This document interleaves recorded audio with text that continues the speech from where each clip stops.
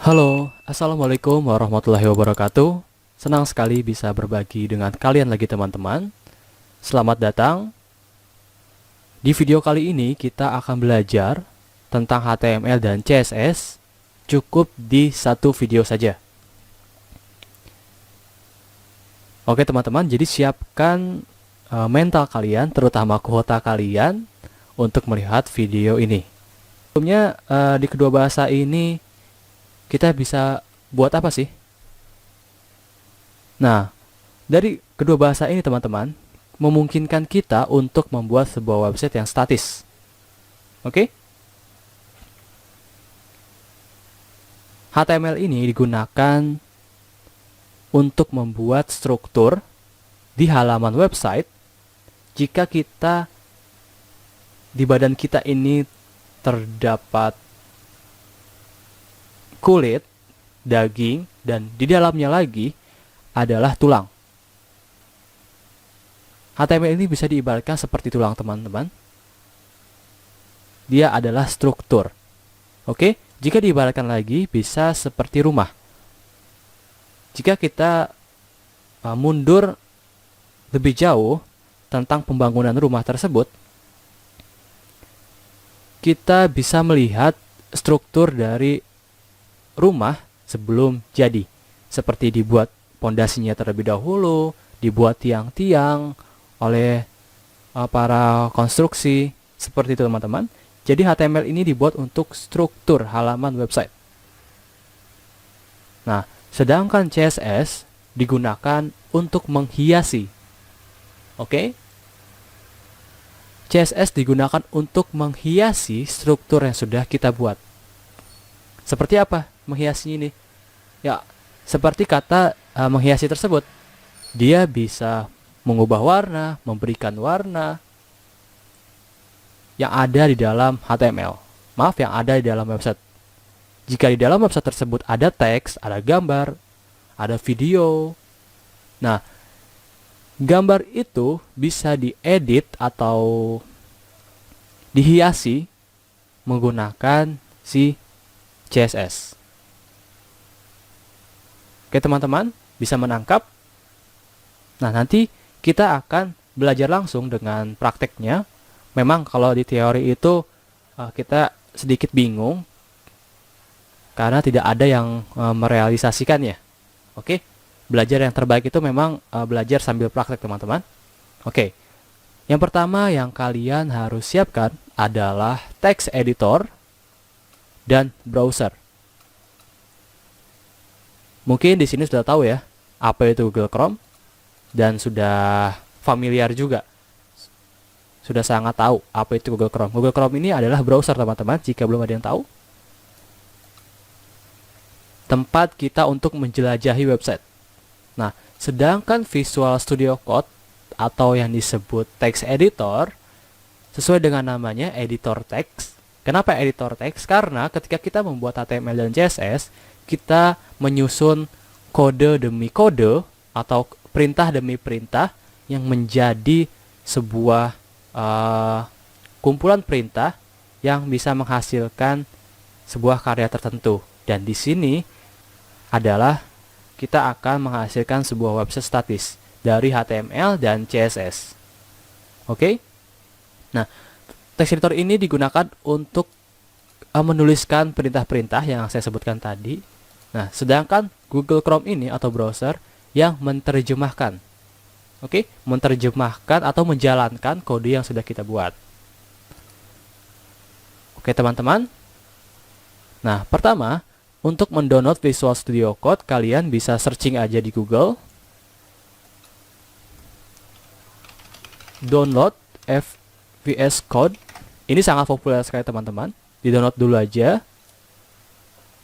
Ini kalau mengganggu saya hilangkan dulu. Oke. Nah, disesuaikan ya sama sistem operasi kalian. Kalau Windows ya Windows, kalau Linux ya Linux, kalau Mac ya Mac. Oke, simple.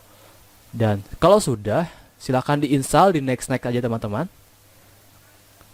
Nah, kalau Google Chrome ini sudah dipastikan lah ya, semuanya sudah menginstal. Oke. Nah, sekarang silahkan klik 2 kali di Visual Studio Code-nya. Oke, sudah kebuka ya. Nah, tampilannya akan seperti ini teman-teman. Nah, sebelum kita memulai menuliskan kode di dalam text editor ini, yang pertama yang harus kalian lakukan, ini sebenarnya opsional sih, bisa dilakukan atau tidak, tapi untuk membuat nyaman ngoding kita untuk kedepannya, apa salahnya kita untuk setting terlebih dahulu. Nah, klik File di pojok kiri atas, lalu Preference, lalu klik Settings. Klik teman-teman.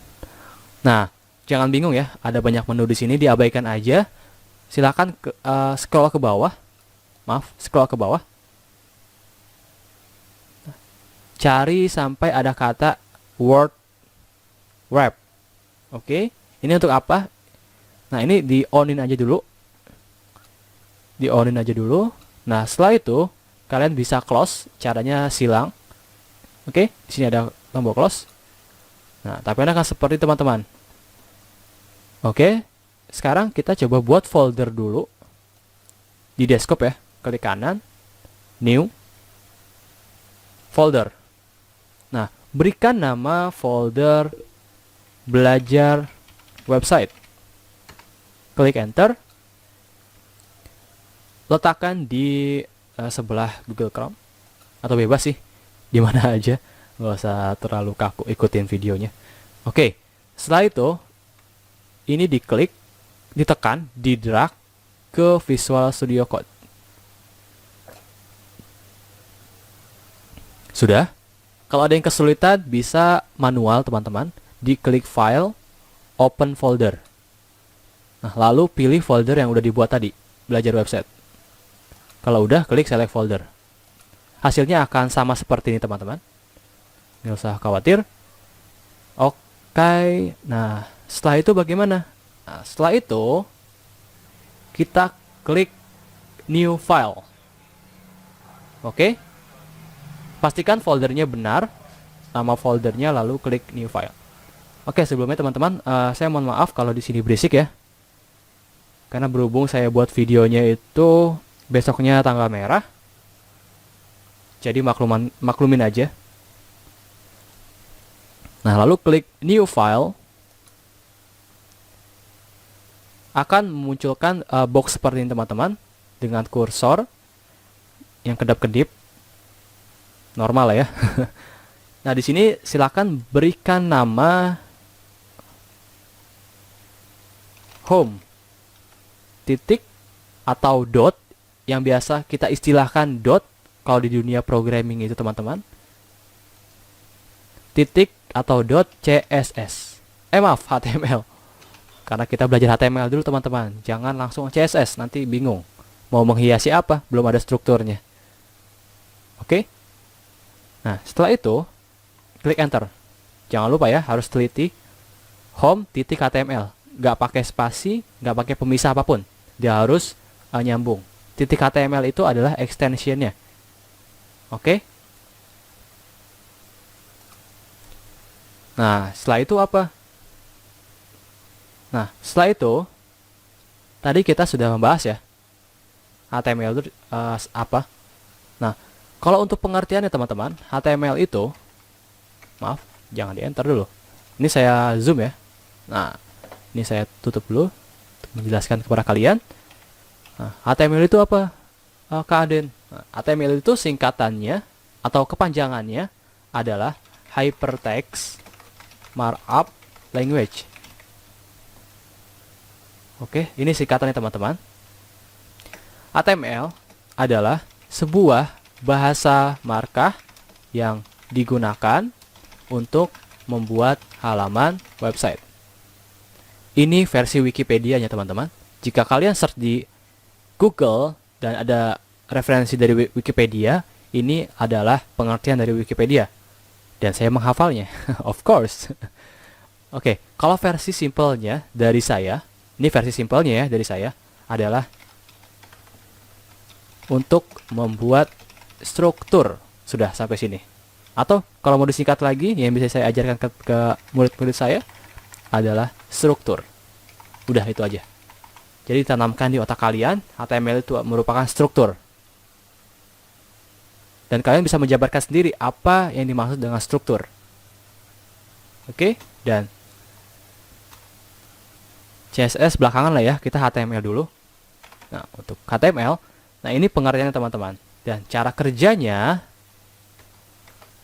kalau kalian lihat di Google, di browser, dan lihat di website Google, klik kanan, lalu view page source, kalian akan menemukan kode-kode HTML. Nah, seperti ini teman-teman. Kalau ini kerumitan, kita bisa cari website yang lebih simple.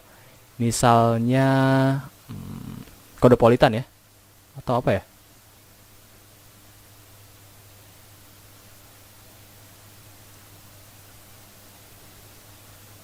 Ya udah, Codepolitan aja teman-teman. Klik codepolitan.com. Ini kalian bisa belajar coding di sini juga. Terus klik kanan, view page source. Nah, di sini kalian akan menemukan kode-kode HTML. Oke, ini ada kode-kode HTML teman-teman. Ada yang namanya tag HTML, dan lain-lain. Dia diproses di dalam website. Oke, itu cara kerjanya. Dan setelah itu, kita akan belajar yang namanya struktur HTML. Yang tadi kalian lihat itu merupakan struktur demi struktur. Jadi dia dibagi-bagi teman-teman. Nanti kita lihat sendiri. Nah, yang pertama adalah tag HTML. Oke. Pertama yang harus kita lakukan membuat tag HTML, dan dia membutuhkan tag penutup. Oke ya, ini ditelan dulu aja. Dipaksa dipahami dulu aja. Nanti kita akan bahas lebih detail lagi.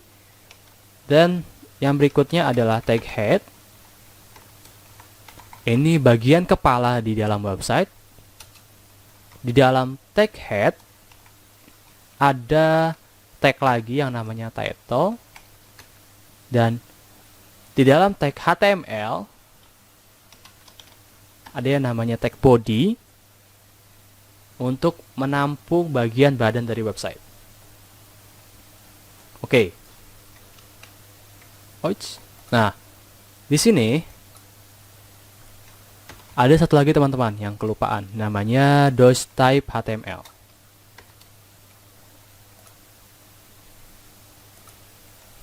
Satu lagi untuk memformat penulisan.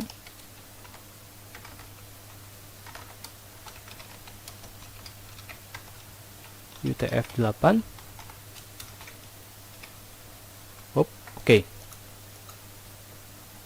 Ini diabaikan dulu ya teman-teman ya. Kalau di sini ada yang berwarna-warna ini abaikan aja dulu.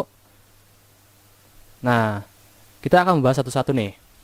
Di baris pertama ada yang namanya doctype HTML.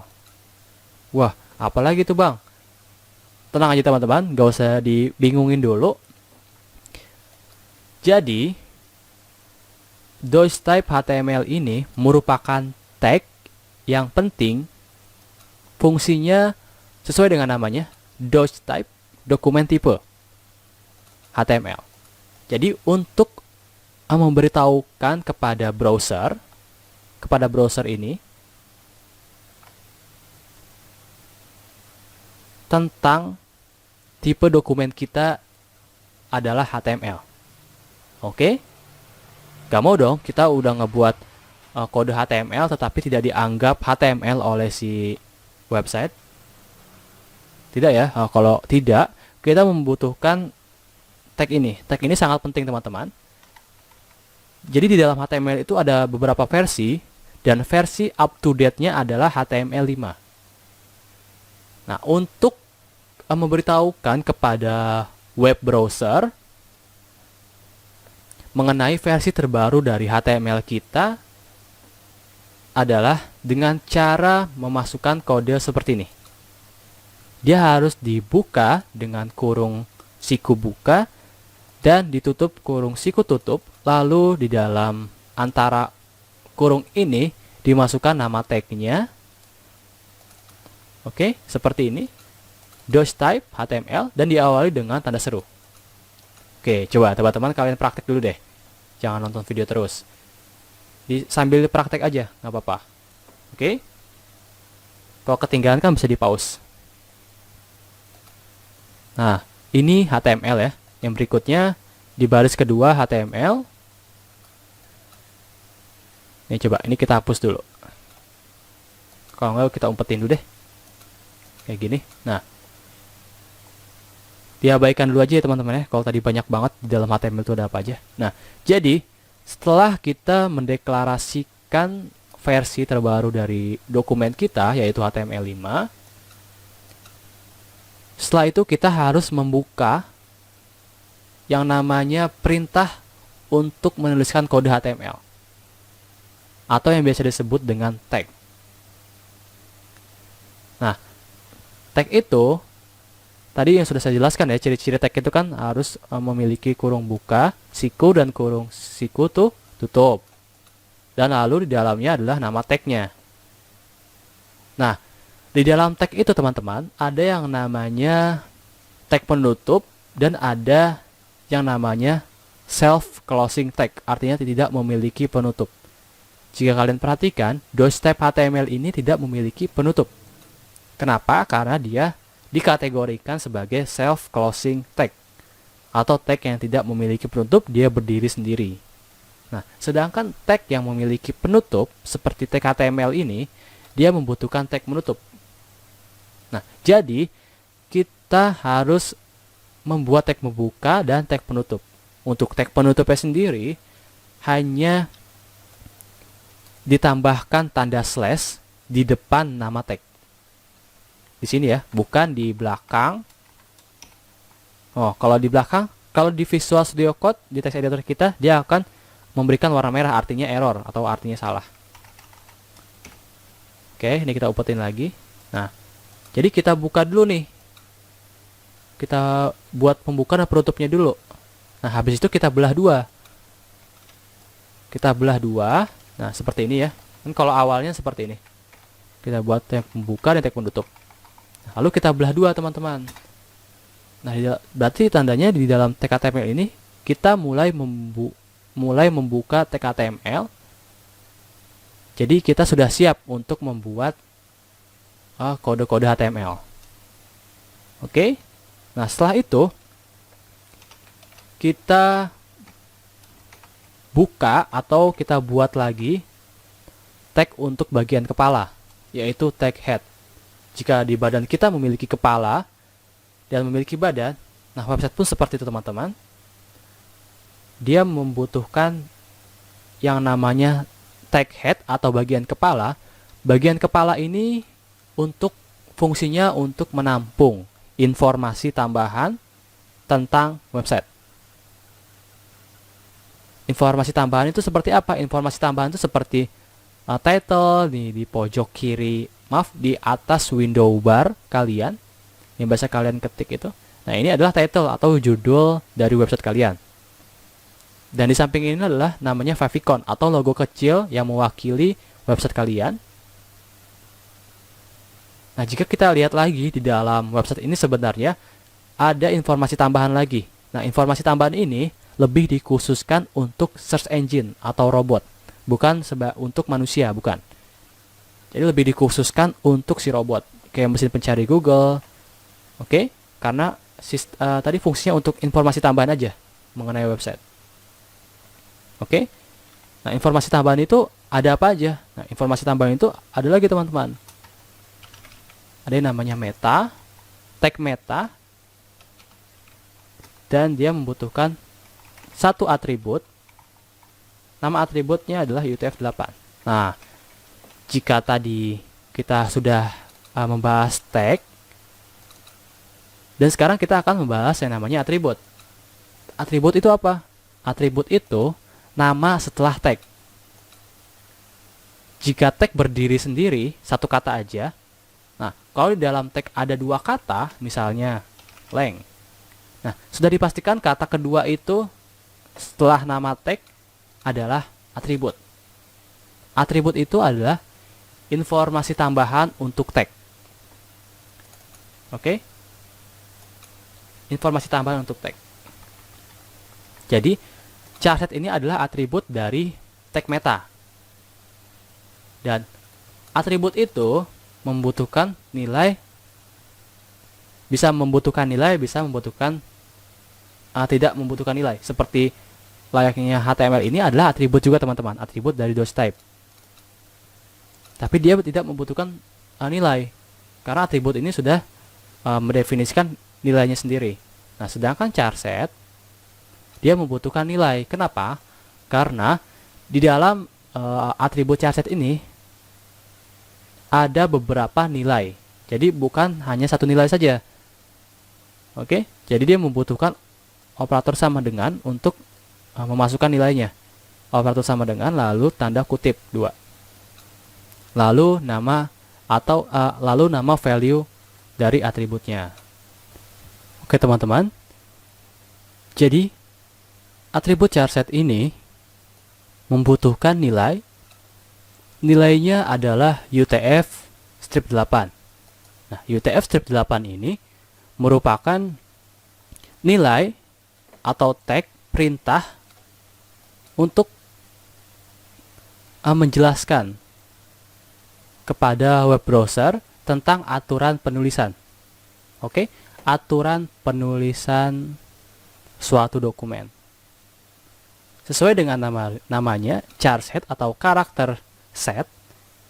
Jadi, isinya adalah merupakan perintah untuk men-set karakter-karakter yang ada di dalam halaman HTML ini. Dan nilainya merupakan UTF-8. Atau yang biasa disingkat, ini singkatannya atau kepanjangannya adalah Uniform Translate Formatting. Kalau tidak salah ya teman-teman, bisa di-search sendiri. Dan strip 8 ini adalah versi yang paling baru. Ya, jika kalian tahu, zaman dulu atau zaman yang sebelum sekarang teman-teman, di dalam website itu sangat terbatas untuk konten-kontennya. Jadi, website seperti kata-kata seperti bahasa Arab, Korea, Jepang itu tidak bisa ditranslate secara baik oleh browser. Jadi browser dulu belum kenal, wah ini bahasa apa? Jadi ketika ditranslate dia hurufnya kotak-kotak. Pernah nggak kalian mengalami hal kayak gitu? Di handphone saya pernah mengalami teman-teman kayak gitu. Jadi handphone saya kan dulu jadul ya. Teman saya kan handphonenya lumayan keren. Jadi ketika dia SMS ke saya pakai emot, di handphone dia muncul. Nah, ketika di handphone saya itu kotak, makanya saya bingung ini lo ngirimin apa gitu. Nah, di situ ketika saya belajar ini saya sadar, oh iya, charset itu dulu sebelum ada yang terbaru tidak bisa menerjemahkan dengan baik. Nah, di browser juga seperti itu teman-teman.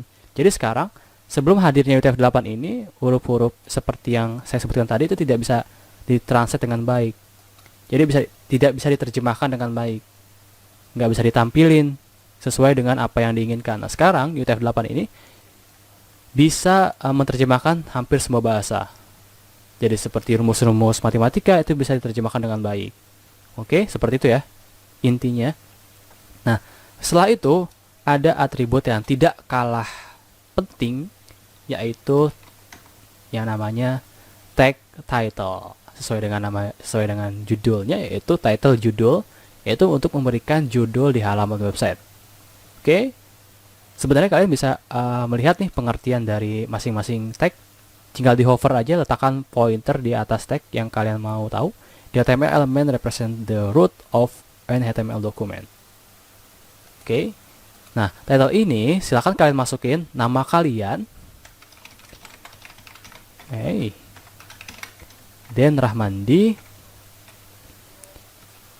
Oke, Den Rahmandi ya. Nah, coba di save. Kalau tanda bulat masih tanda bulat seperti ini, tandanya belum di save teman-teman. Lihat tuh. Bisa kalian file, klik save, atau kontrol di keyboard, Ctrl S. Nah, kalau seperti ini biarin aja teman-teman. Ini karena saya menggunakan extension atau menggunakan plugin, jadi secara otomatis dia di reset seperti ini. Ini diabaikan aja. Secara umum dia sama. Nah, terus kita lihat, kita akses filenya. Cara mengakses filenya gimana? Oke. Masuk ke folder yang kalian buat tadi dan masuk ke dalam file HTML kalian yang berlogo Google Chrome. Nah, jika logonya belum Google Chrome, kalian bisa klik kanan, Properties, jika di Windows ya. Terus di Open With-nya ini kan ada Google Chrome atau browser kalian yang secara default. Nah, lalu klik Change aja. Klik Change. Nah, lalu pilih browser yang kalian inginkan. Defaultnya apa? Kalau saya Google Chrome. Nah, klik Google Chrome aja, lalu klik OK atau Apply. Habis itu diklik Apply lagi yang di bawah sini, terus OK. Dia akan otomatis langsung ngebuatin. Jadi ketika kita klik 2 kali, dia akan mengarahkan langsung ke browsernya. Karena HTML ini berjalan di sisi browser. Jadi klik 2 kali. Nah, sekarang kita sudah berhasil membuat sebuah title dengan nama kita sendiri. Hebat ya? Mantap. Oke, selanjutnya kita balik lagi. Ini bisa di close browsernya. Kita balik lagi ya ke text editornya. Nah, setelah itu kita baru masuk ke dalam tag body. Wow, tag body nih. Tag body ini seperti badan kita aja teman-teman. Kita memiliki badan. Nah, badan ini tempat komponen-komponen tubuh yang paling penting ada di dalamnya. Oke, seperti jantung, paru-paru, walaupun otak ini tidak kalah pentingnya, tetapi lebih banyak di dalam badan kita. Nah, seperti itu juga di dalam website atau di dalam HTML. Tempat kita menulis kode sebenarnya lebih banyak di dalam tag body. Di dalam tag body. Hampir 90% yang kita tulis di dalam body itu akan tampil di dalam browser. Nah, kalau tadi tag head ini fungsinya kan hanya untuk menampung informasi ya, informasi tambahan, termasuk title. Nah, title ini muncul. Nah, title ini termasuk salah satu dari sekian banyak tag yang ada di dalam tag head. Hasilnya muncul di dalam browser. Nah, kalau meta charset ini tidak muncul.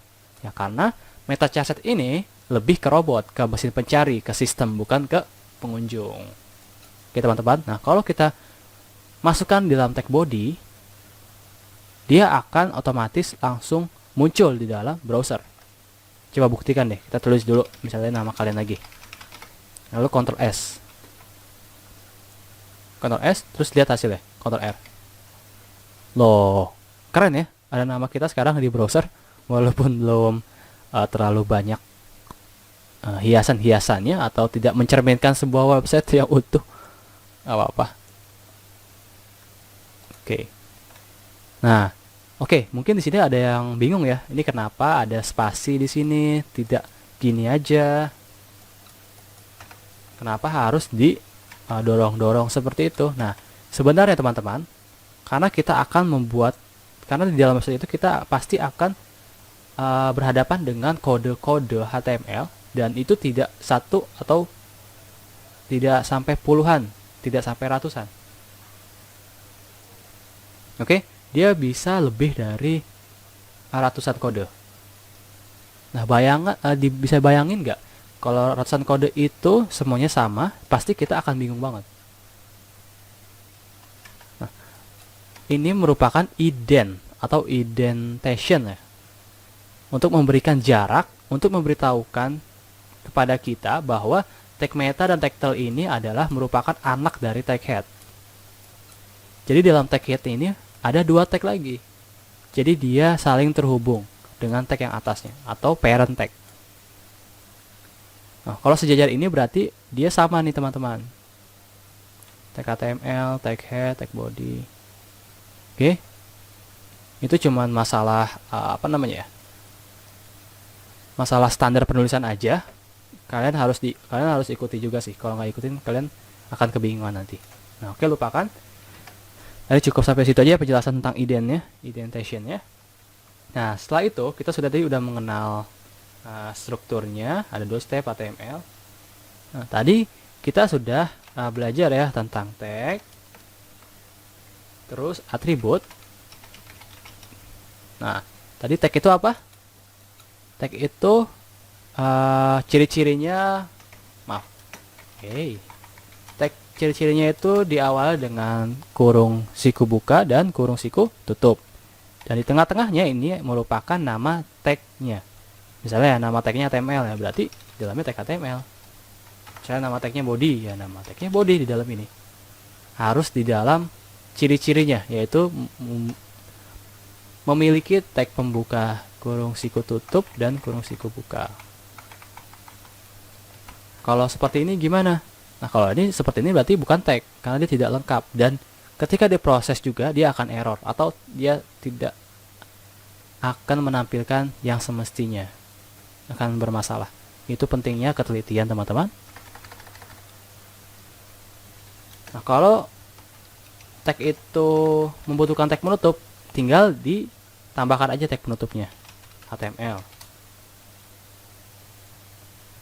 Nah, lalu butuhkan tag penutup. Nah, tag penutupnya harus sama aja nama tagnya sebenarnya. Penulisannya sama, tapi yang membedakan dia penutup adalah ditambahkan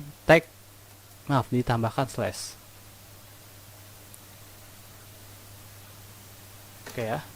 Maaf ya teman-teman kalau di sini saya tidak fokus karena sudah malam sekali. Karena demi kalian nih buat videonya. Berhubung waktu saya kosongnya cuma malam, jadi saya buat di malam hari. Waktu istirahat saya gunakan untuk membuat video. Nggak apa-apa ya. Semoga bermanfaat aja. Nah, oke. Ini merupakan tag. Atau yang biasa dibilang juga elemen teman-teman. Tag atau elemen.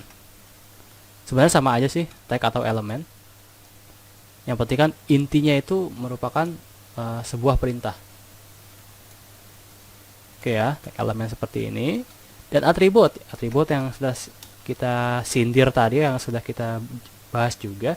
Misalnya tag HTML, dia membutuhkan tag penutup, tetapi dia membutuhkan atribut juga. Berarti tinggal ditambahkan aja di dalam tag ini. Syaratnya dia harus ada di dalam lingkup tag pembuka. Ya, seperti ini ya. Jadi tinggal di spasi aja, tidak boleh di luar tag. Kalau di luar tag berarti seperti ini. Ini berarti bukan di dalam tag. Kita harus masuk di dalam tag. Tagnya juga harus di dalam tag pembuka, bukan tag penutup, menuliskan atributnya. Jadi spasi, lalu nama atributnya apa? Nama atributnya misalnya length. Untuk membuat perintah tentang bahasa yang digunakan oleh HTML ini. Nah, untuk memasukkan nilainya dengan tanda sama dengan, lalu titik kutip 2. Dan nilainya diampit oleh titik 2 ini. Nilainya misalnya 2 digit bahasa negara. Indonesia berarti ID. Kayak gitu teman-teman ya, pembuatan atribut. Nah, setelah itu ada yang namanya konten. Salah. Apa itu konten? Konten itu yang ada di dalam tag. Maksudnya gimana? Maksudnya kayak gini. Coba, ini kan HTML. Dia misalnya memiliki atribut. Ya nggak usah pusing, tinggal buat aja atributnya kayak gini ya. Lalu, konten itu dia terletak di dalam antara tag pembuka dan tag penutup. Nah, jadi di tengah-tengah ini teman-teman. Isinya. Nah, ini merupakan konten. Konten ini ya akan tampil di browser kalian. Oke. Ini dihapus ya. Atau S. Nah, itu merupakan tag, elemen, dan atribut ya teman-teman. Sampai di situ penjelasannya. Nah, sekarang kita akan membahas tag heading. Heading level 1. Kita coba aja, buat aja H1 dan dia membutuhkan tag penutup. Nah, kayak gini teman-teman. H1, dia membutuhkan tag penutup dan nilainya harus kita masukkan di antara tag H1 ini. Misalnya nama kita lagi. Ctrl S, lalu lihat ke browsernya. Pastikan browser tadi belum di close, jadi kita tinggal pindah aja ke browser, lalu Ctrl R di keyboard, cara cepatnya, atau di refresh, tekan tombol reload display. Oh, lihat ya, dia akan memberikan tampilan sesuai dengan formatnya. Di dalam HTML itu terdapat beberapa tag teman-teman, atau beberapa perintah yang sudah diatur oleh atau dibuat sedemikian rupa oleh HTML. Nah, tag H1 ini merupakan tag untuk memberikan judul di halaman website sampai tingkatan H6. Ini tingkatan terkecilnya, dan H1 ini adalah tingkatan terbesarnya atau tingkatan tertinggi. Jadi H1 ini besar, H6 ini kecil. Kita lihat ya, Ctrl S lalu refresh, lihat kecil banget. Coba kita buat sampai berurutan.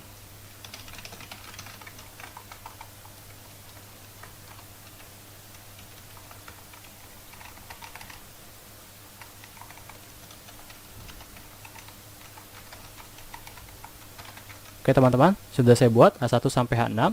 Ctrl S lalu lihat hasilnya. Keren ya, kita sudah membuat format judul dari yang paling besar sampai yang paling kecil. Ini untuk membuat judul teman-teman. Oke, selanjutnya kita akan belajar yang namanya anchor element. Anchor element itu untuk membuat link teman-teman. Nah, cukup pakai tag A saja, nama tagnya A, dan dia membutuhkan tag menutup. Sampai di sini cukup? Tidak. Dia membutuhkan atribut teman-teman. Nama atributnya adalah ref. Karena sebuah link pasti tidak lepas dari tujuannya. Nggak ada kan link yang ketika kita klik itu tidak mengarahkan kemana-mana, pasti dia mengarahkan ke sesuatu tempat atau mengarahkan ke sesuatu website. Seperti itu ya. Nah, ref ini untuk mengarahkan kita ke tujuan yang diinginkan. Ref ini untuk memberikan tujuannya. Jadi ketika A ini diklik, dia akan mengarahkan ke tujuannya. Nah, ref ini artinya adalah hyper reference. Jadi referensi besarnya gitu. Jadi intinya itu lokasinya di mana. Nah, lokasinya misalnya kita mau membuat link menuju ke Google. Coba kita ke google.com, lalu enter. Nah, alamat ini di copy teman-teman. Dia harus lengkap ya, menggunakan https :// dan //. Nggak boleh google.com aja, nanti bermasalah. Karena ini namanya IP protokol teman-teman. Nggak boleh kreatif ya. Nah, setelah itu coba Ctrl S deh, di save ya. Lalu kita lihat hasilnya, Ctrl R. Loh, kok nggak ada keadaan? Kenapa nggak ada? Karena kita belum memasukkan data yang akan tampil. Maksudnya gimana? Nah, maksudnya coba kita masukin aja deh langsung. Klik di sini, terus Ctrl S dan lihat hasilnya. Lihat bagaimana. Nah, jadi dia tidak cukup sampai di tag aja teman-teman. Dia membutuhkan nilai yang mewakili tag ini. Jadi sekarang klik di sini ini memiliki perintah untuk memberikan link dengan tujuan google.com. Oke. Jadi kita untuk memasukkan link ini harus namanya harus ada di dalam tag A atau tag linknya. Nggak boleh di luar teman-teman, misalnya di luar di sini ya. Ya mandi. Ctrl S. Nah, dia tidak akan terbaca sebagai link. Kenapa? Karena dia tidak ada di ruang HTML-nya atau lingkup dari tag HTML-nya. Nah, kalau dipindahkan, misalnya saya pindahkan, ini saya enter, spasi, biar ada jarak, lalu saya pindahkan ke sini, maka klik di sini Adin Rahmadi akan menjadi link. Lihat ya. Oke, pasti sudah paham lah untuk yang dasar seperti ini mah. Ctrl S lalu Ctrl R. Nah, jadi ketika kita klik, coba kalian klik, dia akan mengarahkan ke google.com. Hebat ya. Nah, kalian bisa membuat nih kreativitas kalian aja. Misalnya mau mengarahkan ke website mana aja. Misalnya ke YouTube. Jadi nggak usah capek-capek nih klik youtube.com kayak gitu. Langsung aja ini diubah YouTube. Nah, di sini bisa ini aja, klik Google, klik YouTube. Lalu apa nih yang sering dikunjungi? Apa ayo? Instagram, nggak usah lah ya, 2 aja, sebanyak-banyak. Nah, lalu silakan kalian nih disilang aja, lalu di refresh. Nah, jadinya klik Google dan klik YouTube. Loh, kok ini tidak sesuai ya dengan apa yang kita tuliskan di sini? Kan kalau kita tulis di sini dia berurutan ke bawah, ada garis baru jadinya. Nah, kalau di sini tidak. Kenapa? Nah, karena HTML tidak sepintar itu teman-teman, atau lebih tepatnya browser tidak sepintar itu. Jadi kita harus menuliskan perintahnya dulu di dalam HTML ini, perintah untuk membuat garis baru. Karena si HTML ini tidak membaca bahwa si href ini atau link pertama dan link kedua ini merupakan 2 paragraf yang berbeda. Tetapi ketika diakses di browser, dia dianggap satu baris yang sama. Kenapa? Karena ini merupakan sifat bawaan dari masing-masing tag. Apalagi itu bang? Nah, jadi setiap tag itu teman-teman memiliki sifat masing-masing. Jadi tag A ini sifatnya adalah inline. Apa itu inline? Sesuai dengan namanya, dalam baris. Jadi ketika di browser ada satu inline dan satu inline lagi, dia akan disambungkan. Jadi inline pertama dan inline kedua. Inline pertama ini diproses oleh si browser, lalu ada inline berikutnya. Nah, dia akan ditumpuk di satu baris. Nah, nanti di dalam CSS kita bisa mengatur sifat itu teman-teman. Jadi kita bisa men-setnya menjadi blok. Blok itu artinya dia jadi baris pertama ini bisa berbeda dengan baris kedua. Jadi tidak dianggap inline lagi. Jadi barisnya akan seperti ini, garis baru. Nah, untuk menang apa ya istilahnya ya?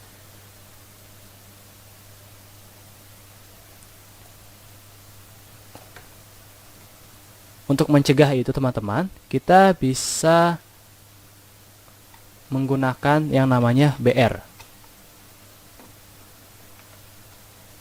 Oke? Break line artinya teman-teman. Jadi dia seperti enter fungsinya. Jadi ketika kita menuliskan BR di pojok atau di akhir kalimat klik Google, dia akan membuat baris baru untuk tag berikutnya. Nah, coba kita lihat deh, Ctrl S, lalu kita lihat Ctrl R. Keren ya? Jadi di enter, dipaksa enter oleh si browser. Oke teman-teman, jadi kalau diperhatikan, misalnya nih, saya klik Google, dia akan menimpa halaman HTML kita yang sebelumnya.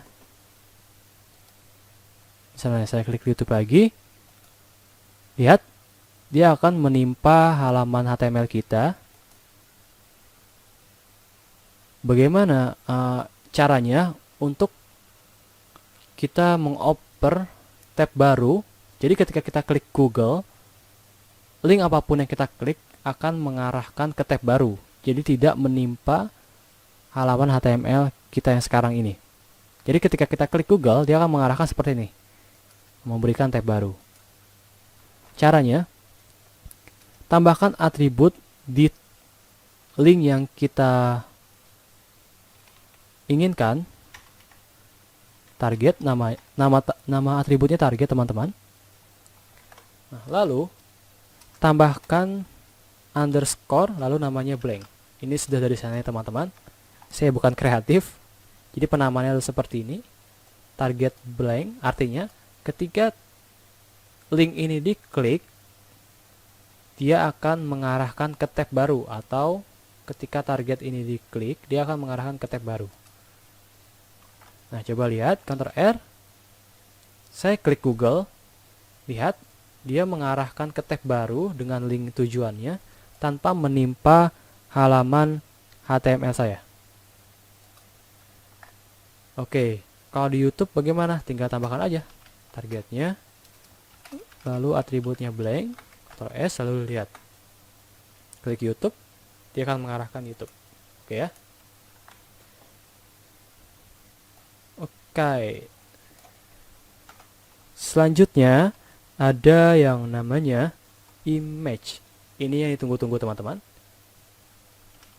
Cara kita memasukkan gambar di dalam halaman HTML kita atau di dalam halaman website kita. Nama tagnya adalah img atau image, dan tidak cukup sampai di situ, dia membutuhkan atribut yang namanya src. Oke. src ini mengoper atau membutuhkan nilai lokasinya. Lokasinya ada dua opsi teman-teman. Kita bisa memasukkan lokasinya yang ada di dalam lokal kita. Oke, jadi kita harus memasukkan gambar dulu ke dalam folder kita, lalu kita akses di sini. Atau opsi kedua, kita bisa mengambil gambar dari orang lain.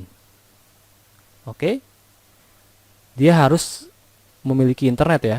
Syaratnya harus memiliki internet, harus terkoneksi internet, karena kan kita mengambil gambar orang lain untuk ditampilkan di halaman website kita. Otomatis kita harus mendownload gambar orang lain dulu, lalu kita tampilkan di halaman website kita. Seperti itu ya. Beda kalau kita mendownload dulu, lalu kita masukkan di dalam folder kita, lalu kita akses. Nah, di sini saya akan mencontohkan untuk opsi kedua. Jadi masukkan aja ke kita cari di Google, dan misalnya saya mau cari Rahmadi.com, website saya, gambarnya, misalnya ini ya, logonya. Klik kanan di gambar yang mau kita tampilkan, lalu open image in new tab. Nah, sampai seperti ini, sampai dia masuk ke detail gambarnya, lalu ambil linknya teman-teman, Ctrl C, lalu pastekan di dalam src ini. Nah, oke ya. Nah, lalu kita lihat hasilnya. Oke, dia sudah muncul gambarnya teman-teman. Itu untuk memasukkan gambar di opsi pertama. Dan ALT, ada atribut kedua namanya ALT teman-teman. ALT ini adalah alternative text. Sesuai dengan namanya, teks alternatif. Untuk apa teks alternatif ini? Teks alternatif ini untuk menginformasikan ketika gambar ini tidak bisa diakses. Pernah nggak mengalami gambar tidak bisa diakses atau gambar crash? Nah, ALT ini akan mewakili gambar yang crash tersebut. Nah, misalnya ya, alternatif teksnya ini kan gambarnya merupakan logo. Berarti logo Rahmadi.com. Nah, coba Ctrl S lalu lihat hasilnya.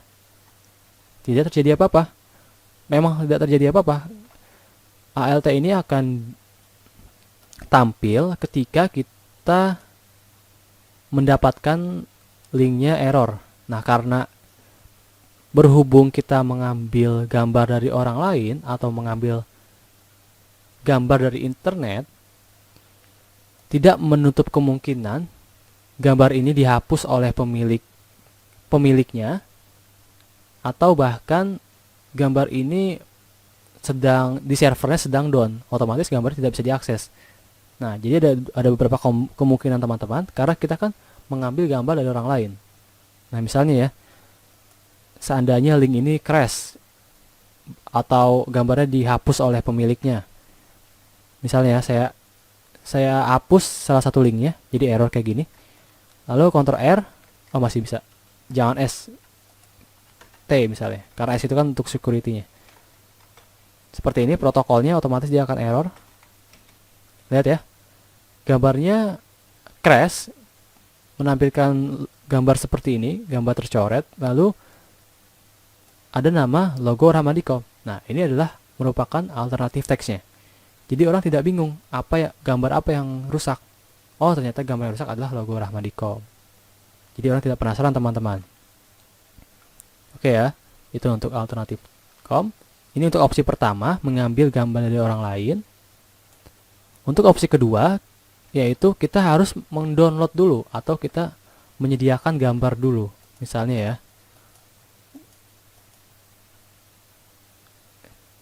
misalnya saya download gambar ini, saya klik kanan, save image as, lalu ke desktop, namanya logo, formatnya PNG ya, save. Nah, lalu kembali ke website kita, lihat halaman logo, ada di desktop.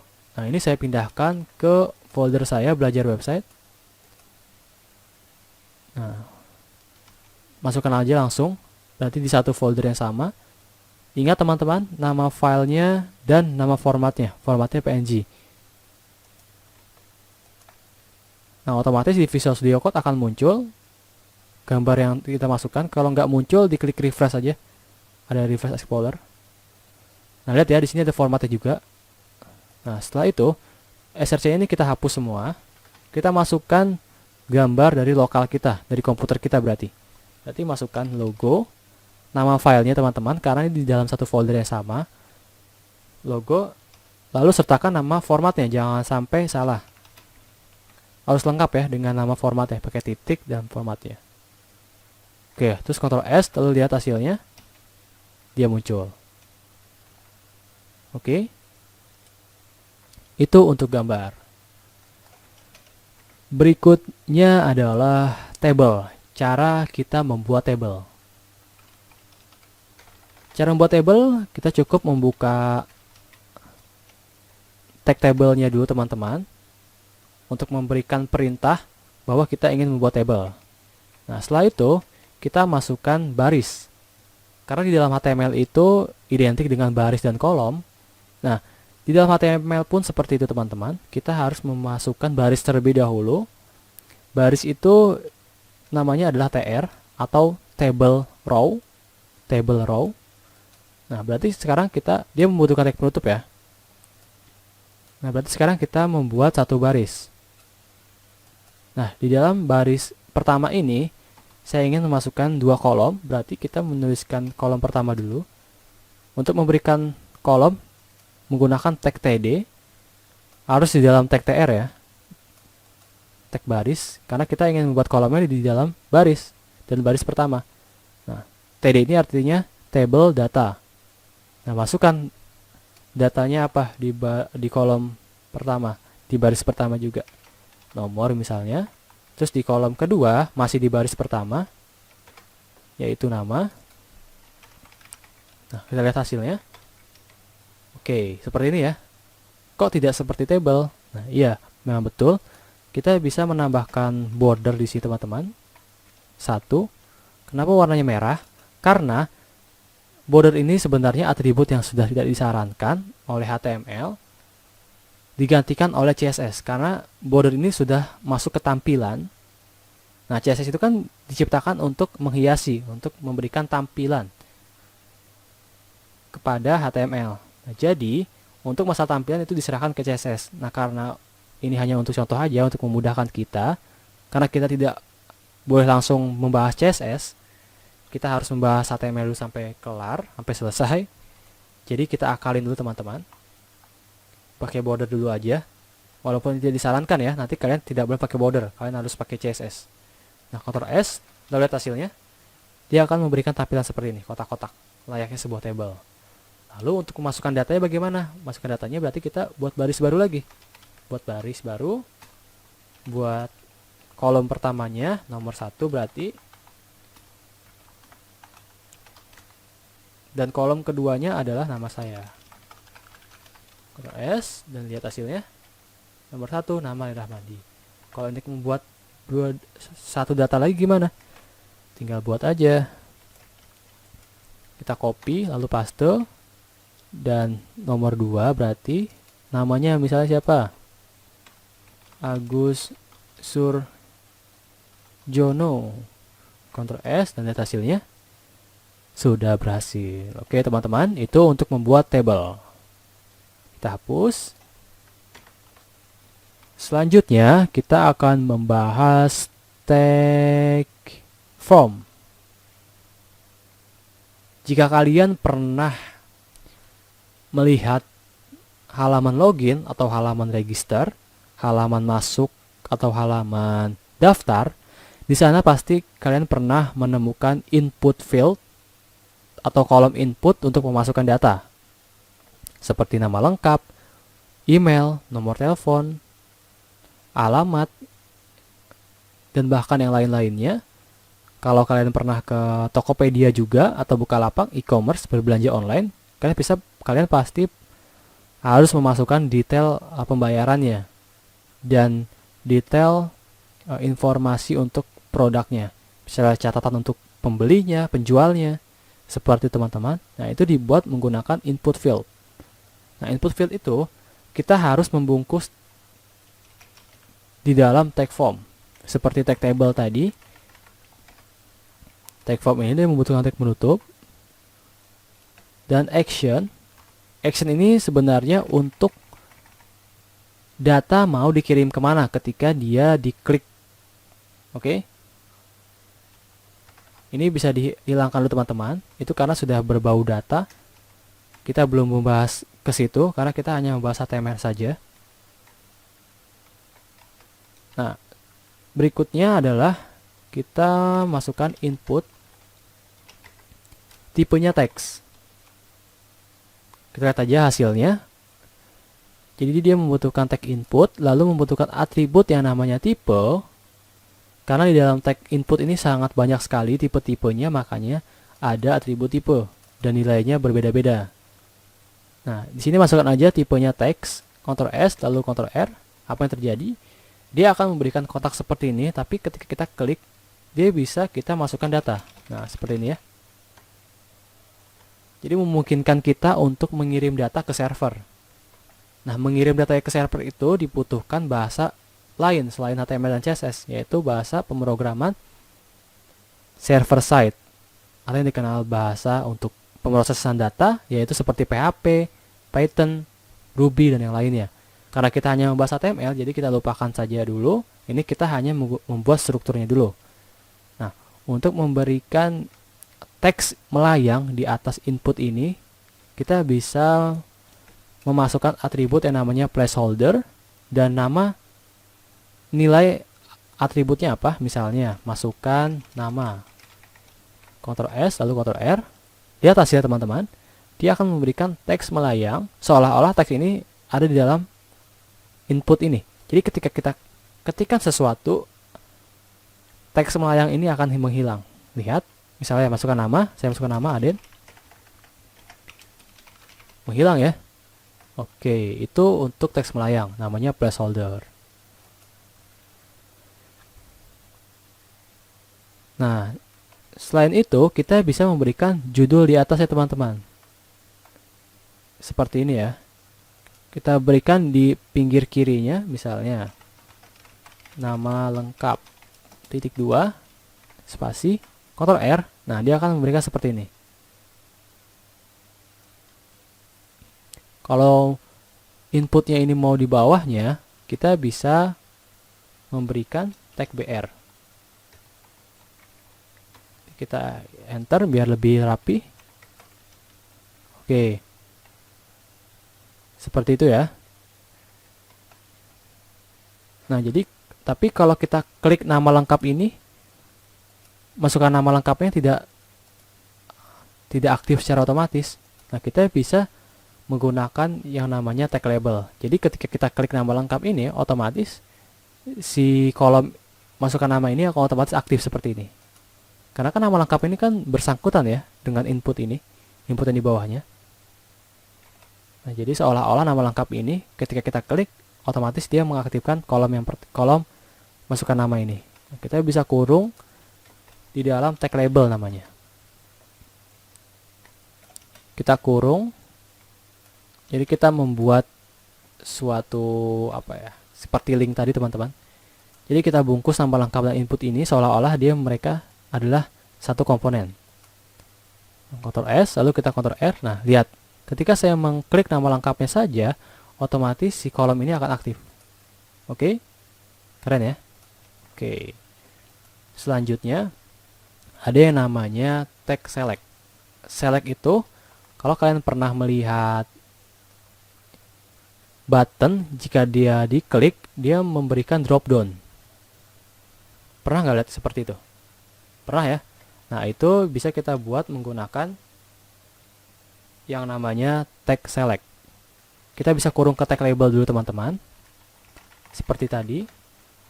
Lalu kita berikan judulnya seperti nama lengkap tadi. Misalnya, ini untuk gender atau jenis kelamin.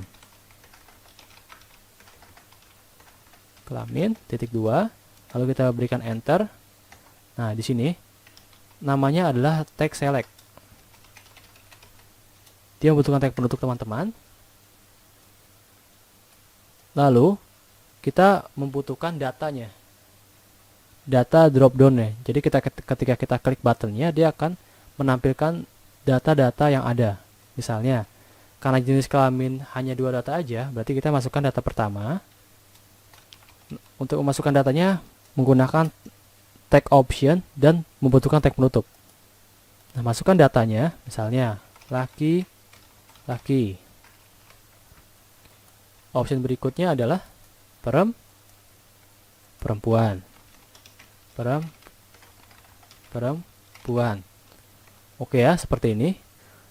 Nah, ketika kita Ctrl S, lalu kita Ctrl R, wow, kenapa jadi seperti ini? Karena kita belum memberikan baris baru di setiap tag label. Nah, label ini belum kita berikan enter. Kita berikan enter. Dia kan seperti ini ya. Kalau dia masih dempet, kita bisa memberikan enternya lagi. Walaupun cara ini tidak efektif teman-teman, bukan cara yang terbaik, karena berhubung kita baru belajar HTML, kita bisa mengakalinya dengan HTML dulu, walaupun nanti kita bisa mengakalinya ini menggunakan CSS. Lihat, nah seperti ini ya. Jadi ketika kita klik buttonnya, dia akan memberikan data. Jadi ketika data perempuannya saya klik, dia akan otomatis merubah inputnya. Nah, kalau laki-laki, kalau saya klik perempuan, otomatis akan berubah menjadi perempuan. Seperti itu ya, untuk drop down. Nah, berikutnya, kita buat table lagi. Kita buat label maksud saya. Untuk membungkus, untuk membedakan satu sama lain. Ini saya BR lagi ya. Saya enter lagi. Untuk memberikan jarak. Oh ya betul. Namanya adalah, yang berikutnya adalah checkbox. Kalau input select, kalau untuk select kita hanya bisa memilih satu data saja. Berbeda dengan input checkbox. Ini kita masukkan dulu aja teman-teman untuk memilih skill misalnya ya. Skill, kita buat enter, lalu kita masukkan inputnya. Input tipenya apa?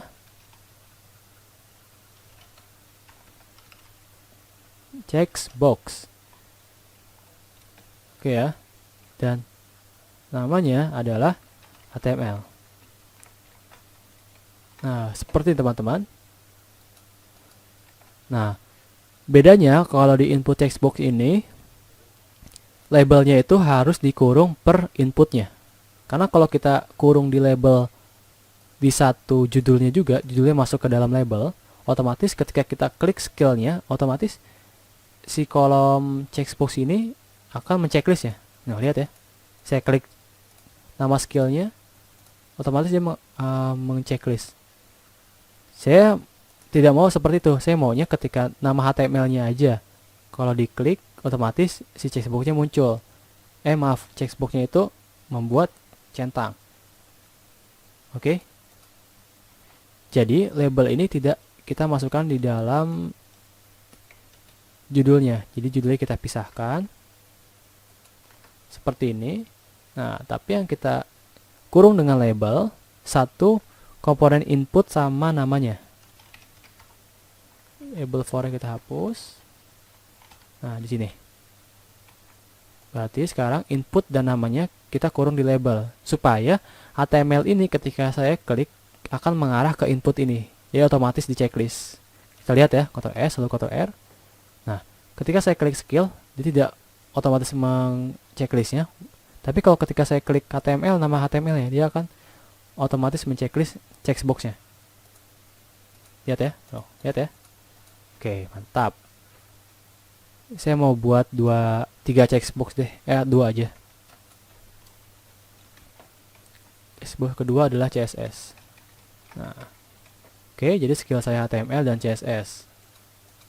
Bisa memilih 2 ya. Nah, itu untuk checkbox. Yang berikutnya adalah kita buat enter lagi teman-teman biar nggak bingung. Dan kita bisa masukkan label lagi sekarang.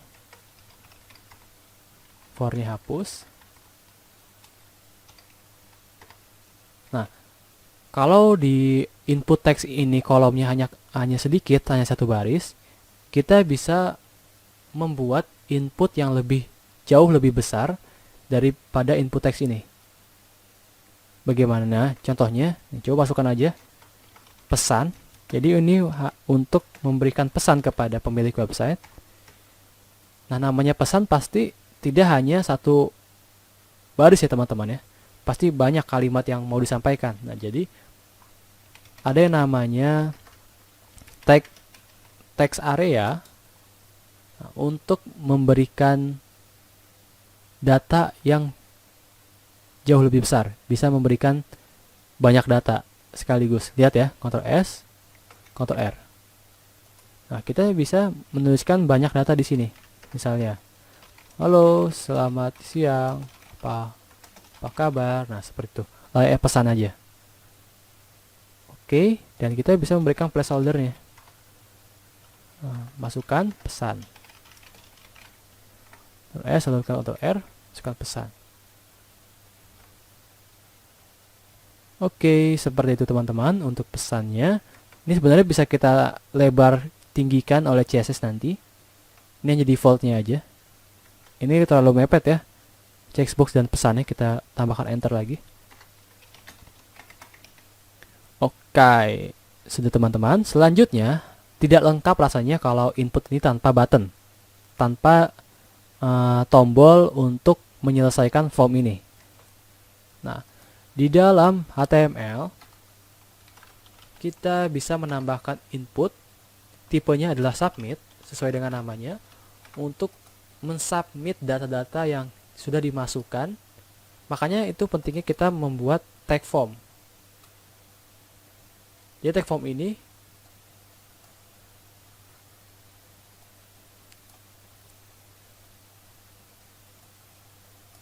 yang akan menjadi penampung data-data yang dimasukkan. Jadi ketika input submit ini diklik, dia akan mengirimkan data yang ada di dalam tag form ini. Di luar ini tidak akan dikirim. Oke, maka itu pentingnya tag form.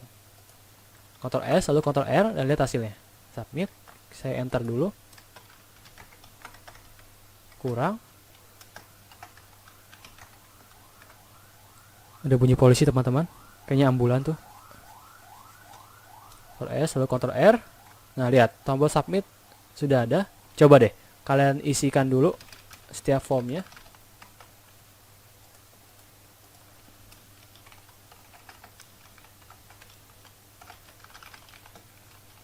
Nah, terus klik submit. Lihat, dia otomatis seperti merefresh seperti itu teman-teman, karena submit ini yang sudah saya katakan tadi mengirim data. Jadi ketika submit ini dikirim, dia akan mengirim data apapun yang ada di dalam setiap input field ini akan dikirimkan ke server. Dan dikirimkannya itu diprosesnya menggunakan atribut action. Dan ini nama filenya misalnya. Misalnya process.php. PHP ini extension untuk bahasa pemrograman PHP untuk memproses data. Oke. Seperti teman-teman. Nah, itu untuk form. Selanjutnya kita akan belajar yang namanya tag div dan span. Tag div ini singkatan dari division atau pengelompokan. Jika di dunia nyata, misalnya kalau kalian sedang bekerja, pasti kalian sudah tidak asing lagi yang namanya division atau pembagian-pembagian. Ada namanya division HR atau HRD, division teknologi khusus untuk programmer, division marketing untuk sales, marketing seperti teman-teman. Nah, itu pembagian-pembagian atau dikategori-kategoriin gitu masing-masingnya biar lebih rapi. Nah, kalau di dalam sekolah ada division misalnya untuk guru, untuk kepala sekolah, untuk murid, untuk cleaning service atau OB seperti teman-teman. Jadi lebih memudahkan kita gitu untuk membagi-baginya, tidak disatukan di satu pengelompokan. Nah, di dalam website juga seperti teman-teman, ada yang namanya tag div. Itu untuk mengelompokkan. Kenapa? Ada tag pengelompokan karena di dalam website itu semuanya merupakan pengelompokan. Jika kalian melihat di dalam website, misalnya website saya ini Rahmadi.com, di sini terdapat banyak sekali pengelompokan. Nah, pertama, dia dikelompokin untuk headernya dulu. Pengelompokan pertama header. Jadi untuk bagian kepalanya, lalu bagian kedua adalah konten. Di bawahnya header ini. Berikutnya adalah pembagian footer atau kaki dari website. Nah, jika kita lihat lagi di pembagian header ini, dibagi lagi teman-teman. Di dalam tag header ini dibagi lagi divisionnya, bagian navigasi bar atau navbar, dan bagian kontennya, slider. Dibagi lagi di dalam navbar ini. Ada pengelompokan atau division untuk logo dan pembagian berikutnya untuk menunya. Oke, seperti itu ya. Jadi pembagian-pembagian itu sangat wajar, apalagi di dunia website. Ada namanya tag div, itu untuk memberikan pengelompokan. Pertama tag div, ada yang namanya tag span juga. Sama-sama untuk pengelompokan, tetapi yang berbeda adalah sifatnya. Sifat apa tuh? Sifatnya adalah bagaimana dia di display atau ditampilkan di dalam browser. Kalau div itu displaynya adalah blok atau sifatnya ada blok. Kalau span sifatnya adalah inline. Kalau kalian masih ingat, inline ini sama seperti tag link, di mana hasilnya dia tampilannya di satu baris karena sifat di masing-masing link itu adalah inline. Nah, coba kita Ctrl S lalu lihat hasilnya. Lihat. Block dan inline. Coba kita tambahkan tag span lagi deh. Namanya inline juga dan lihat hasilnya. Kenapa bisa seperti ini? Kenapa tag block ini yang namanya block ini hanya satu baris dan baris berikutnya dipaksa untuk menjadi baris baru, sedangkan di baris kedua, dia memiliki dua nama. Padahal yang kita lihat di sini, span ini memiliki dua tag yang berbeda. Itu merupakan sifat displaynya teman-teman. Kalau div itu displaynya adalah blok, jadi dia tidak peduli seberapa panjangnya konten yang ada di dalam, dia akan mengambil satu baris full sampai mentok. Jadi kalau ada konten berikutnya akan dipaksa ke baris baru seperti ini. Nah, sedangkan inline, kalau sifatnya inline, dia sifatnya tidak rakus, tidak seperti blok. Kalau blok itu rakus, walaupun isinya sedikit, tapi dia tetap mengambil satu full baris. Nah, sedangkan inline, dia sangat rendah hati teman-teman. Kenapa rendah hati? Karena dia hanya mengambil jarak sesuai dari panjangnya aja. Kalau panjangnya 6 karakter, 6 karakter yang ambilnya. Oke, seperti itu ya. Jadi walaupun di sampingnya masih ada ruang, dia memperbolehkan untuk konten berikutnya mengambil satu baris yang sama. Seperti itu. Oke, nanti ini bisa kita setting menggunakan CSS. Nah, tag div dan span ini sebenarnya tidak berfungsi sama sekali di dalam HTML. Lebih tepatnya tidak begitu terlihat hasilnya di dalam HTML. Tidak seperti tag heading tadi. Kalau tag heading kan memberikan judul ya, memberikan huruf tebal, memberikan huruf menjadi besar. Nah, kalau tag div dan span ini sebenarnya fungsinya lebih ke CSS.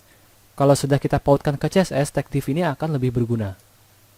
Oke teman-teman, seperti itu pembagiannya. Lalu ada yang namanya atribut, ID, dan kelas. ID dan kelas. Nah, atribut ID ini digunakan untuk memberikan identitas unik. Dan kelas juga untuk memberikan identitas, tetapi bedanya adalah kalau tag ID hanya boleh digunakan di satu kali pakai aja. Nggak boleh lebih dari satu kali pemakaian di satu halaman HTML. Ini kan satu halaman HTML ya. Nah, kalau kita ngebuat halaman baru HTML berikutnya dengan ID yang sama, itu tidak masalah karena kan berbeda halamannya. Tetapi kalau di dalam satu halaman memiliki ID yang sama, misalnya header. Di sini span juga memiliki ID sama, header. Itu tidak bisa. Karena sifat ID itu adalah unik, hanya boleh satu kali pemakaian. Nah, sedangkan kelas boleh digunakan oleh siapa saja dengan nama yang sama, misalnya menu. Kelasnya menu. Ini boleh teman-teman, karena kelas itu sifatnya tidak unik, tapi bisa dipakai oleh beberapa komponen. Nah, fungsinya untuk apa? Atribut ID dan kelas ini. Nah, fungsinya itu untuk membagi lagi per kategori, per division. Jadi fungsinya ini akan lebih cocok untuk digunakan CSS. Nah, kalau kalian lihat, misalnya nih ya, saya membuat dua div. Nah, misalnya div pertama ini untuk menu, untuk header. Div kedua ini untuk konten. Nah, terus yang membedakan div pertama dan div kedua itu apa? Selain kontennya. Nah, makanya hadirlah atribut ID untuk identitas. Dan atribut kelas untuk identitas juga. Disesuaikan penggunaannya. Jadi kita bisa jelaskan nih kepada web browser. Div pertama ini dengan ID header, ini berarti div pertama ini dengan ID header untuk fungsinya adalah untuk menampung beberapa komponen header. Dan div kedua, identitasnya adalah konten. Walaupun sama-sama div, tetapi ID-nya berbeda. Nah, seperti itu ya. Jadi ini untuk membuat identitas di masing-masing komponen HTML. Oke teman-teman, selesai pembahasan kita mengenai HTML. Sudah cukup malam sekali. HTML sudah selesai. Jika ada pertanyaan silahkan komen di kolom komentar. Dan jangan lupa dibagikan video saya ke teman-teman kalian jika dirasa bermanfaat. Dan jangan lupa di like dan subscribe tentunya, supaya tidak ketinggalan dengan konten-konten berikutnya. Dan jangan lupa kunjungi website saya juga, rahmandi.com, untuk memberikan konten-konten tentang website. Oke. Konten CSS akan diputar di video selanjutnya, atau di video ini teman-teman, maaf, karena ini di satu video saja HTML dan CSS, tetapi saya edit ya. Ini saya buatnya, saya hentikan dulu videonya, lalu saya buat lagi gitu.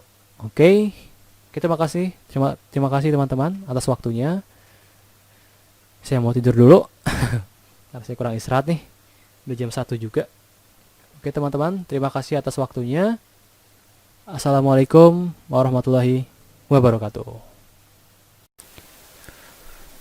Oke teman-teman, kembali lagi. Kita sekarang akan belajar CSS. Oke, jika sebelumnya kita sudah membahas apa itu HTML, jadi sekarang kita akan coba belajar CSS.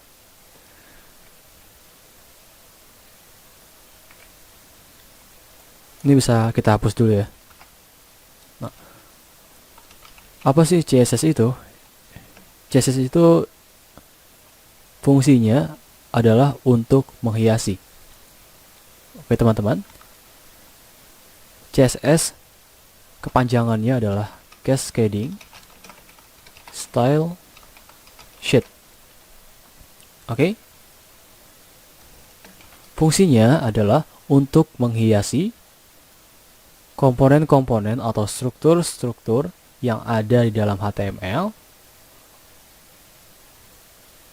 agar dihiasi agar lebih cantik lagi.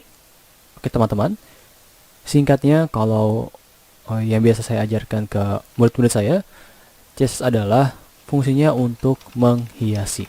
Jika HTML sebelumnya adalah untuk struktur, CSS sendiri fungsinya atau inti dari CSS itu adalah menghiasi. Menghiasi. Salah penulisan teman-teman. Oke. Pertama, kita ke HTML dulu. Jika sebelumnya kita menulis kode HTML, ada beberapa aturan yang harus kita patuhi. Yang pertama adalah kita harus membuat file extension HTML atau berekstensi HTML. Maaf teman-teman, sok-sok Inggris ya. Nah, di dalam CSS pun tidak semudah itu untuk menulis kode yang ingin kita buat. Kita harus mengikuti aturan-aturan yang sudah dibuat oleh browser sendiri. Jadi cara kerja si CSS ini adalah dia harus menerima selektor. Ini saya contohkan dulu teman-teman sebelum kita membahasnya.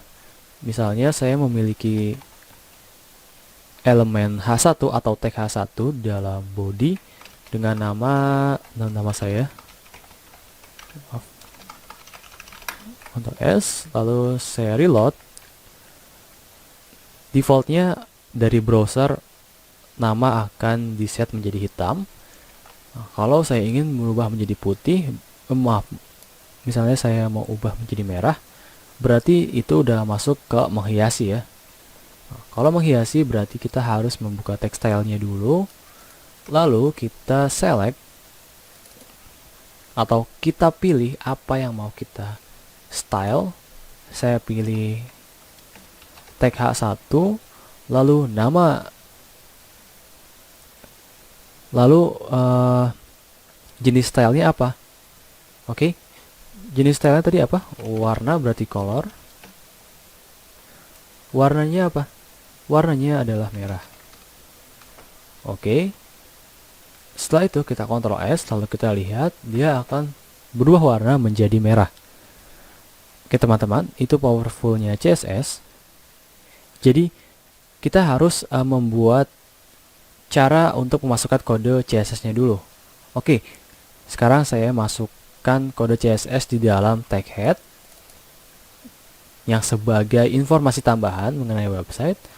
Lalu saya masukkan selektornya, yaitu berarti saya target tag H1 ini yang ada di dalam HTML. Lalu saya warnai untuk teksnya menjadi warna merah. Begitu teman-teman cara kerjanya. Oke. Dan sekarang kita akan belajar apa itu selektor, property, dan value.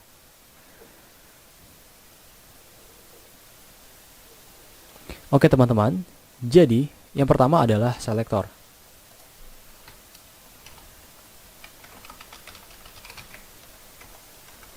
Selektor itu apa? Sesuai dengan namanya, select, memilih.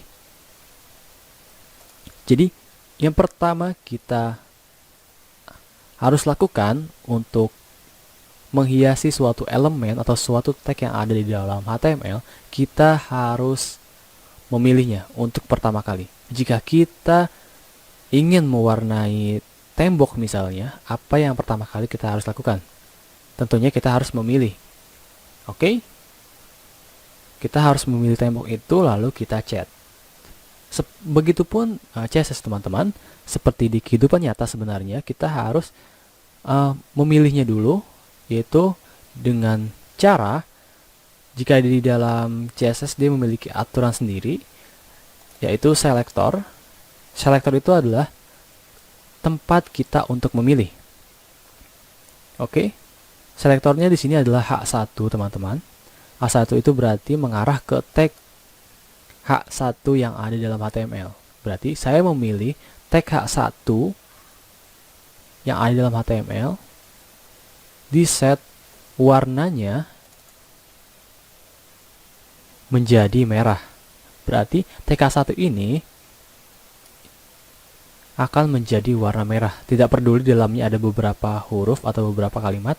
Pokoknya di dalam H1 ini, yang di dalam tag H1 ini semuanya ubah menjadi warna merah. Seperti itu teman-teman. Oke, setelah itu ada yang namanya property.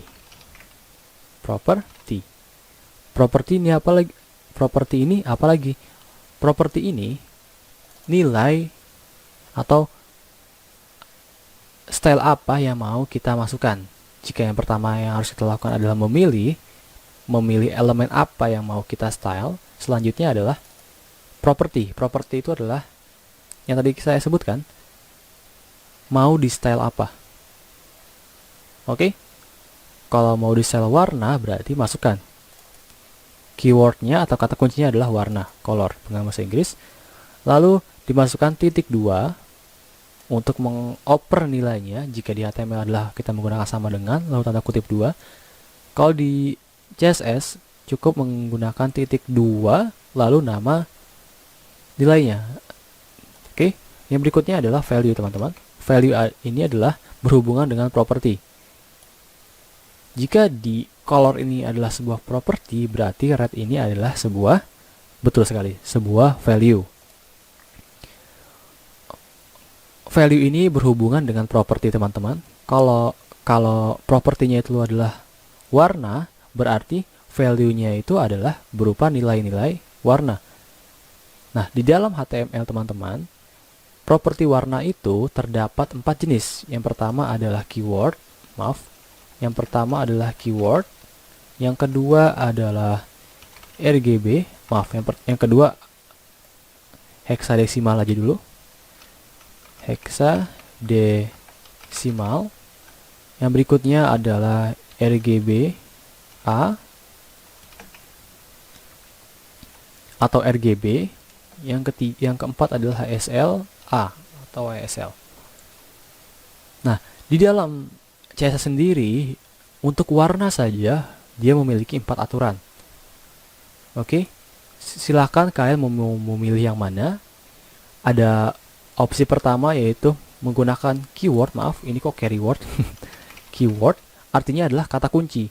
Jadi seperti red ini adalah kata kunci. Kata kunci yang sudah diatur sebelumnya oleh si CSS, di mana kata kunci itu di dalamnya sudah terdapat kode-kode warna.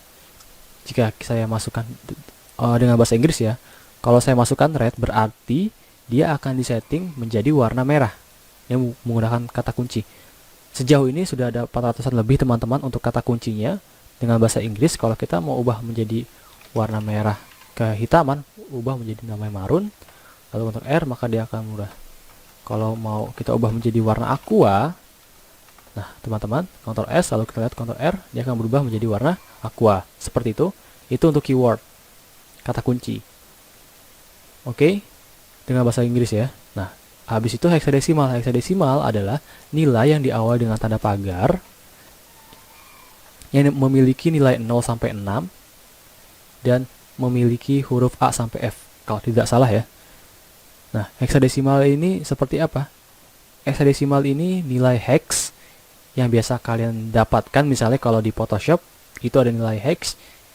Nah, kalau kalian mau mendapatkan nilainya bisa lihat di Google, terus cari aja namanya color picker. Nah, di sini misalnya kalian pilih warna apa saja, misalnya warna biru. Di sini ada kode heksadesimal, yaitu diawali dengan tanda pagar, lalu jenis nomornya, kodenya. Oke, coba dipastikan aja. Dihapus. Kita buktikan ya teman-teman. Ini dihapus dulu ya. Jadi masukkan di sini aja. Nah, oke. Ctrl S lalu Ctrl R. Nah, maka warnanya berubah sesuai dengan warna hexadesimalnya. Jadi yang pertama yang sudah kita coba tadi warna keyword menggunakan kata kunci, yang berikutnya adalah hexadesimal. Kalau hitam berarti warnanya adalah 0 teman-teman. 00000 kalau tidak salah ya, ini sampai 6 kali. Ya betul. Hitam. Kalau warna putih berarti F sampai 6 kali. Putih hilang tentunya, tapi ada. Nah, yang berikutnya adalah RGB. RGB itu adalah satuan nilai. R-nya adalah red, G-nya adalah green, B-nya adalah blue. A-nya ini adalah alpha atau tingkat kesensitifan. Jika 0 berarti hilang, jika 1 berarti muncul. Kalau 0,5 berarti di tengah-tengah, dia muncul tapi transparan. Seperti itu teman-teman, kurang lebih. RGBA ini adalah nilai yang cukup populer. Nah, di color picker ini juga ada RGBA atau RGB. Nah, nilai RGB bisa kita copy. Ini bisa kita copy. Maaf, ini kok tidak ke copy ya. Bentar ya. Copy. Nah, pagar hilangkan RGB. Begini pun sama aja teman-teman. A ini sebenarnya tambahan untuk ke tingkat kesensitifan. Ctrl S, lalu lihat hasilnya warnanya akan tetap sama. Jika kita bedakan warna misalnya warna seperti ini, kita copy, kita ubah, Ctrl S, lalu kita lihat hasilnya akan berubah. Jika kita tambahkan A atau alpha, tingkat kesensitifannya jadi 0,5 misalnya, berarti dia melayang atau transparan maksud saya. Jadi transparan dia teman-teman. Jangan lupa ya ditambahkan juga A-nya di depan, artinya red, green, blue, alpha, dan tambahkan juga nilainya berarti. Nah, kalau tidak menggunakan ini tinggal dihapus saja teman-teman. Habis itu ASLA artinya nih hue, saturation, light. A-nya alpha. Ini nilai baru teman-teman di CSS. Nah, oke, bisa dicoba-coba aja teman-teman. Itu untuk value ya. Berarti kita sudah kenal. Yang pertama adalah selector. Kita harus menseleksi dulu atau kita harus memilih dulu apa yang mau kita style. Habis itu property, style apa yang mau kita lakukan terhadap selektornya. Lalu value-nya adalah nilai yang bersangkutan oleh property. Oke teman-teman, seperti itu. Nah, berikutnya ini bisa kita hapus. Nah, kalau dalam HTML kita harus membuat file HTML dulu, habis itu baru kita bisa menuliskan kode HTML. Kalau dalam CSS kita untuk menulis kode CSS ada 3 cara teman-teman. Cara pertama adalah kita menggunakan yang namanya inline CSS. Cara kedua internal CSS. Cara ketiga adalah external CSS.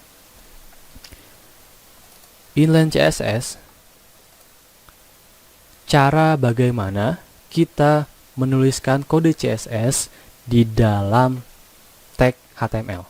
Jadi kita langsung menuliskan kode CSS di dalam tag HTML. Oke. Kalau inline CSS tidak memperdulikan yang namanya selektor. Jika tadi sebelumnya kita sudah membuat kode CSS di dalam tag head, kita harus menuliskan selektornya terlebih dahulu untuk memilih. Nah, kalau di inline, selektornya itu adalah kita langsung memilih saja tag apa yang mau kita style. Karena namanya inline, kita menulis kode CSS langsung di kode HTML-nya. Nah, itu sama aja kita secara tidak langsung kita sudah memilih si selektornya. Karena kan kita otomatis langsung menuliskan kode CSS di dalam kode HTML. Nah, seperti ini ya. Misalnya saya memiliki 2H1 dengan nama yang beda. Misalnya Andi Wijaksono. Kita refresh dulu. Nah, nama seperti ini ya. Misalnya saya mau men-style nama Andi Wijaksono saja. Nah, bagaimana caranya? Nah, kalau di inline CSS, kita langsung aja ke tag yang mau kita hiasi, ya misalnya ke Andi Wijaksono ya, berarti kita masuk ke tagnya, lalu masukkan, tambahkan atribut yang namanya style. Nah, dengan atribut style ini, kita sudah siap menuliskan kode CSS di dalam tag HTML. Ini sama aja selektor ya. Oke. Nah, habis itu kita langsung masukin aja properti dan value-nya. Nah, properti tadi apa? Propertinya tadi adalah color untuk merubah warna. Lalu value-nya apa? Value-nya adalah warnanya sendiri. Maaf, red. Langsung seperti ini aja teman-teman. Ctrl S. Lalu lihat hasilnya. Andi Wijaksono ini akan menjadi warna merah. Oke, keren ya. Nah, itu untuk inline CSS. Ini saya hapus. Cara kedua adalah menggunakan internal CSS. Yang kalian masukkan tadi, yang sudah kita coba tadi sebenarnya, itu adalah internal CSS teman-teman. Jadi menuliskan kode CSS di dalam tag head. Jadi dia memisahkan antara kode HTML dan kode CSS. Agar tidak tercampur aduk antara kode HTML dan CSS. Oke. Nah, lalu yang pertama yang harus kita lakukan adalah masuk ke dalam tag head sebagai penampung informasi, lalu buka yang namanya text style, artinya kita membuka kode program CSS agar bisa ditulis di dalam tag HTML ini. Ini menggunakan internal ya, sesuai dengan namanya, internal berarti di dalam. Oke. Nah, di sini sama yang kayak tadi. Kalau di internal dia membutuhkan selektor, berarti kita harus memilih dulu nih. Oke, harus memilih dulu. Nah, kalau mau H1 berarti H1 ya. Saya kan mau milih warna Andi Wijaksono aja nih. H1, colornya seperti biasa tadi dan red. Ctrl S, lalu hasilnya, loh, kok 2? Kenapa? Nah, karena di dalam selektor CSS sendiri, ini sifatnya universal. Jadi, semua tag H1 warnai menjadi warna merah. Nah, berarti H1 pertama dan H1 kedua otomatis akan diwarnai menjadi merah karena sifatnya universal. Oke, nah disitulah fungsi dari kelas dan ID yang sudah saya singgung sebelumnya di pembahasan HTML. Jadi kelas dan ID itu sifatnya untuk identitas. Nah, misalnya saya tambahkan ID untuk Andi Wijaksono aja, misalnya kan namanya Andi. Nah, berarti sekarang saya udah memiliki nama yang unik nih, khusus untuk si Andi aja, ID Andi. Nah, untuk mengakses si Andi ini dengan atribut ID Andi, dia tidak menggunakan H1 lagi. Jadi kita sekarang menyeleknya atau selektor kita sekarang adalah menggunakan ID dengan namanya Andi.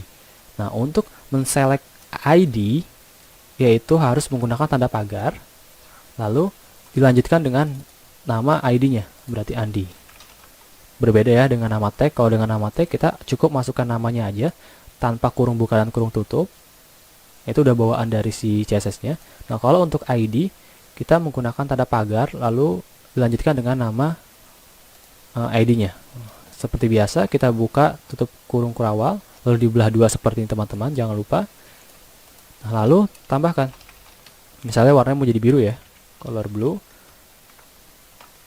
Nah, sekarang si Andi menjadi warna biru dan si Aden menjadi warna merah. Kenapa? Karena si Aden udah masuk ke dalam universal tag.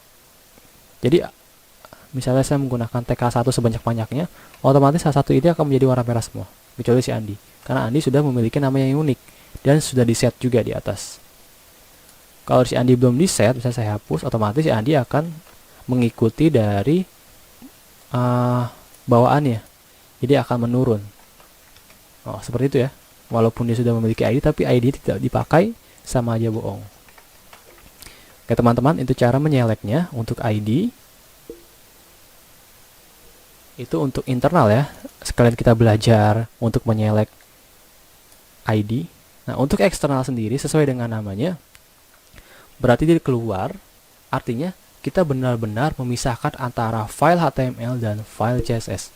Kalau sebelumnya di internal kita hanya memisahkan kode HTML dan kode CSS, walaupun sejatinya kita tetap ada di dalam halaman HTML, tetap tercampur aduk, tapi di eksternal CSS ini kita lebih sendiri-sendiri gitu. Jadi untuk file HTML di sini, file CSS di sini. Jadi lebih rapih teman-teman, seperti itu. Nah, sekarang ini kita hapus semua. Kita hapus. Lalu kita buat file baru. Silahkan klik new file. Berikan nama style titik atau .css. Nah, sekarang kita sudah berhasil membuat file CSS. Nah, coba dibuktikan. Kayak tadi, misalnya saya mau menyelek si Andi-nya aja. Berarti ID Andi. Saya mau ubah warnanya menjadi hijau misalnya sekarang. Green. Ctrl S. Lalu kita Ctrl R. Waduh, kenapa tidak berubah? Kita lihat, ini namanya sudah benar, Andi. ID-nya pun Andi. Apa yang salah? Yang salah adalah HTML tidak mengenali file CSS. Oke. Yang harus pertama kita kenali adalah file-file yang memiliki hubungan kepada halaman HTML kita ini. Nah, berhubung si style CSS ini belum memiliki hubungan atau belum kenal dengan HTML, maka kita buat hubungan dulu. Kita kenalin dulu nih HTML ke CSS. CSS ini si HTML dan HTML inilah CSS. Nanti kita saling memiliki peran. Oh, kalau CSS ini untuk menghiasi kita. Jadi ibarat pakaian aja gitu. Kita cuma memiliki badan. Nah, kita kalau mau menghiasi badan kita harus memiliki ambil baju, celana. Nah, seperti itu. Nah, si CSS ini ibarat pakaian kita. Nah, jadi kita harus memakainya dulu nih. Nah, cara memakainya itu kita hubungkan dulu ke dalam HTML. Cara menghubungkannya menggunakan yang namanya tag link. Ingat di dalam tag head, karena head ini untuk penampung informasi tambahan. Link dan ref. Ref ini seperti biasa sebagai tujuan. Nah, berhubung di dalam satu folder yang sama, berarti kita langsung aja masukkan nama filenya. Dan atribut yang kedua yang sangat penting adalah rel atau relationship atau jenis hubungan. Jenis hubungannya apa? Jenis hubungannya adalah style sheet. Jadi sudah kenal, sekarang baju saya ini adalah style CSS. Oke, lalu kita Ctrl S, lalu lihat Ctrl R. Maka si Andi Wijaksananya berubah. Oke teman-teman, itu 3 cara untuk memasukkan kode CSS. Saya hapus. Nah, yang tadi sudah kita bahas ya, selector ID. Ini tadi, cara men-select ID, berarti kita harus tambahkan dulu atribut ID di dalam tag yang mau kita style. Kalau dia memiliki tag yang sama. Oke, misalnya di sini kita tambahkan ID kayak tadi aja teman-teman. Nah, kalau kelas sama seperti ID, kelas new misalnya, baru. Nah, kalau ID ini kan tidak bisa dipakai di satu tempat ya. Tidak bisa dipakai 2 kali. Kita coba dulu. Nah. Aduh, kenapa bisa ini? Sebentar, Andi, kok bisa kau?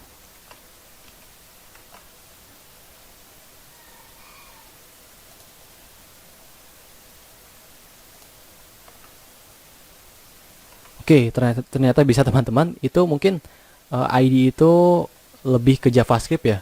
Karena kan nanti kalau kita udah belajar JavaScript akan lebih main ke ID. Mungkin ketika linknya diklik itu dia tidak bisa bentrokan gitu loh. Berarti dia sama ya kayak kelas. Kalau di style itu dia tetap bisa. Berarti sama juga kayak kelas. Jadi kayak gitu, kita bisa berbagi style yang kita miliki. Jadi cukup aja tambahkan di tag yang mau kita style, tinggal tambahkan aja ID-nya.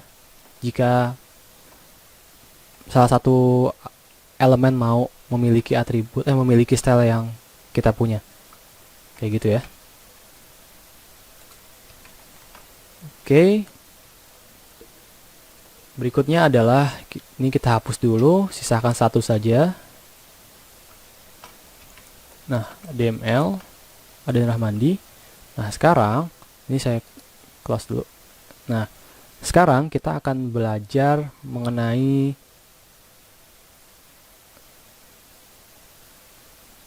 font, cara memformat font, agar tidak kaku seperti ini teman-teman. Nah, caranya bagaimana? Caranya, kita untuk belajar bisa menggunakan itu aja ya, internal CSS ya. Ini dihapus aja. walaupun di dunia nyatanya atau di project-project di kehidupan sehari-hari programmer sebenarnya kebanyakan eksternal teman-teman, karena itu best practice-nya. Kita buka aja.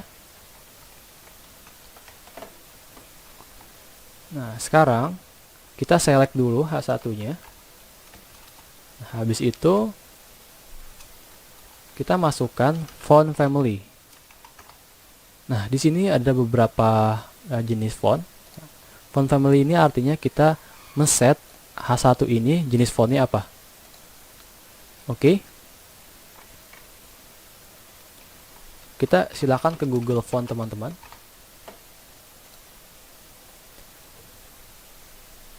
Nah, di dalam Google Font, jika kalian lihat di kanan saya, ada serif, sans serif, display, handwriting, monoscape. Ini adalah beberapa macam jenis font, jika kalian belum tahu.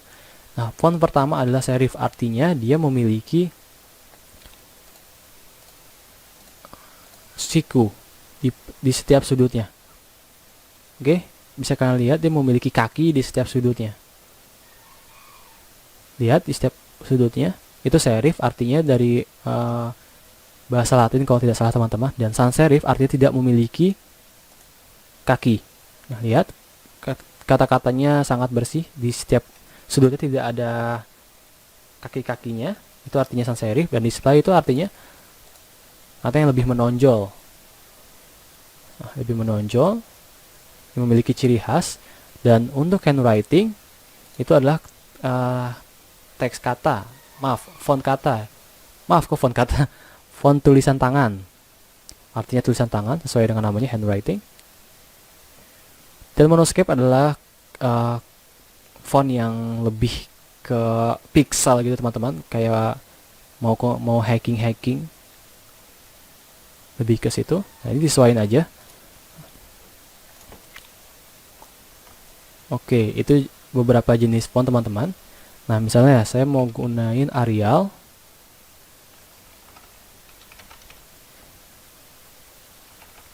Kalian bisa menggunakan font dari Google Font teman-teman, atau menggunakan komputer kalian. Nah, kalau menggunakan Google Font, kalian harus mendownload dulu. Ada dua cara sih teman-teman. Cara pertama sama kayak tadi gambar, kita meminjam gambar orang lain. Nah, tapi dia harus terkoneksi internet, seperti itu. Sama dengan halnya font ini. Nah, kalau cara keduanya, kita harus mendownload dulu font yang mau kita inginkan. Tetapi kelemahannya, ketika website kita di-upload ke internet,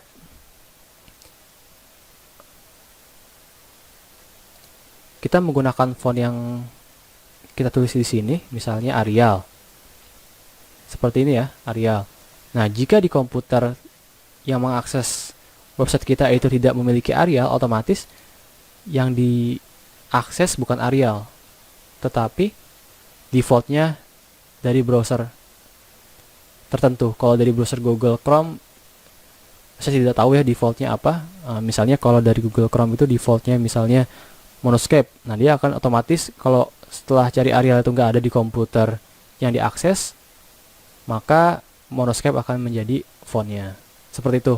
Nah, kalau menggunakan internet, kita cukup mendownloadnya teman-teman. Misalnya mau yang mana nih? Misalnya serif ya. Saya mau yang ini aja nih, Robotos Lab. Klik ini aja plus. Lalu klik download. Nah, udah ada nih, langsung diklik aja.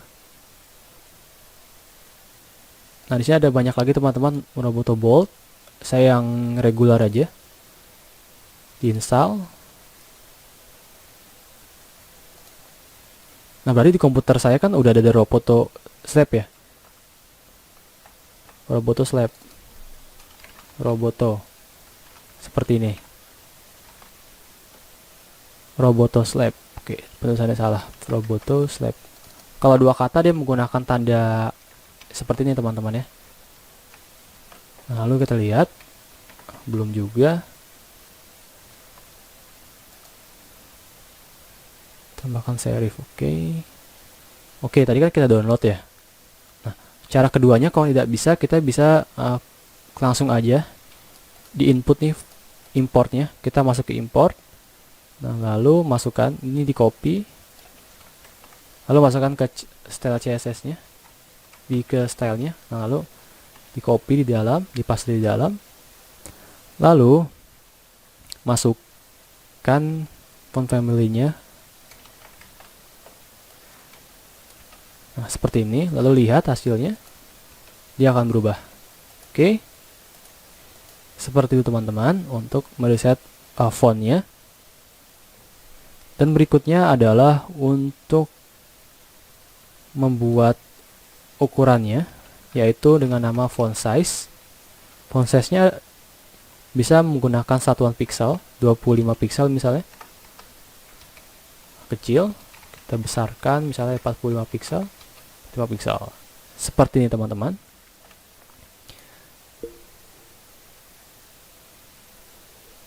Selanjutnya adalah color. Untuk warna tadi sudah kita jelaskan.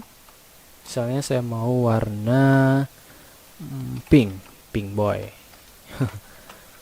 R seperti ini, jangan pink, merah aja, red. Nah, untuk warna menjadi warna merah.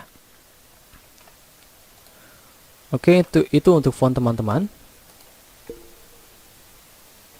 Dan berikutnya kita bisa menambahkan background. Background itu artinya apa? Background itu untuk memberikan warna belakang. Background, misalnya warnanya sama, misalnya mau warna apa dengan format yang sama, misalnya black, hitam. Nah, warnanya akan terlihat seperti ini teman-teman, black. Nah, ini H1 berarti displaynya sifatnya berarti blok ya, bisa kalian lihat nih, ini sifat blok. Nah, kalau sifatnya inline, coba kita ubah. Ini untuk mengubah sifatnya teman-teman atau displaynya.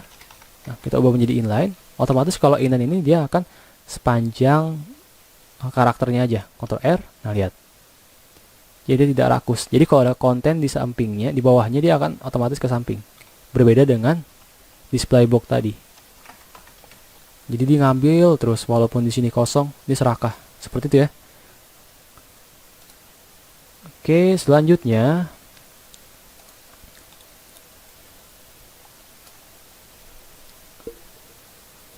adalah mengubah margin, padding, dan border. Apa itu margin, padding, border? Nah, jadi coba kita buat dulu. Kita buat dua. Nah, seperti ini ya.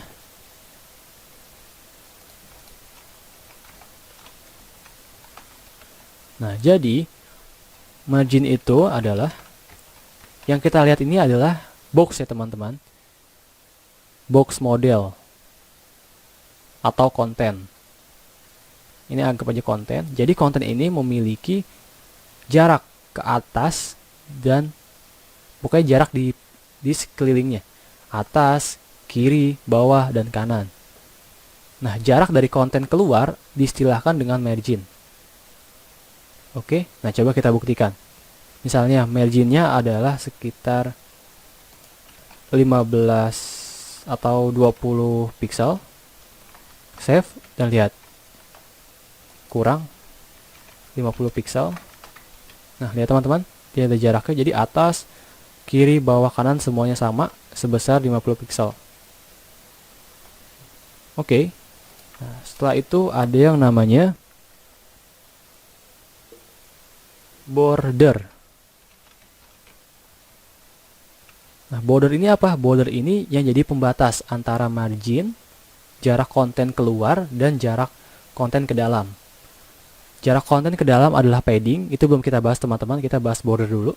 Jadi border ini yang membatasi antara margin dan padding. Nah, coba.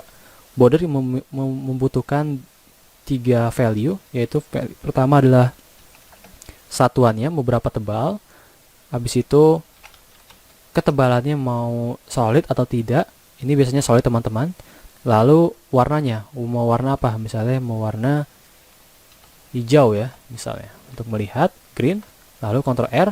Nah, dia sudah membuat border. Bisa lihat, kalau tidak terlihat bisa ditebalkan jadi 5 pixel teman-teman. Akan menjadi seperti ini. Oke, itu adalah border. Nah, untuk padding jarak dari border atau jarak dari konten ke dalam.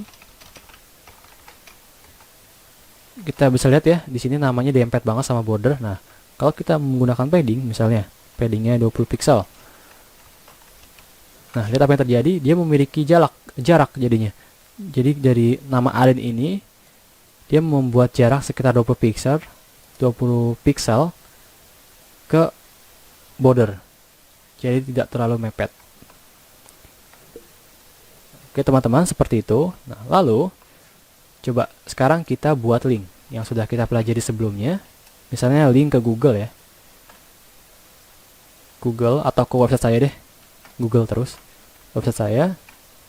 Nah, jenis targetnya adalah blank. Ini saya hapus saja jadi nama saya aja. Nah, setelah itu ini link.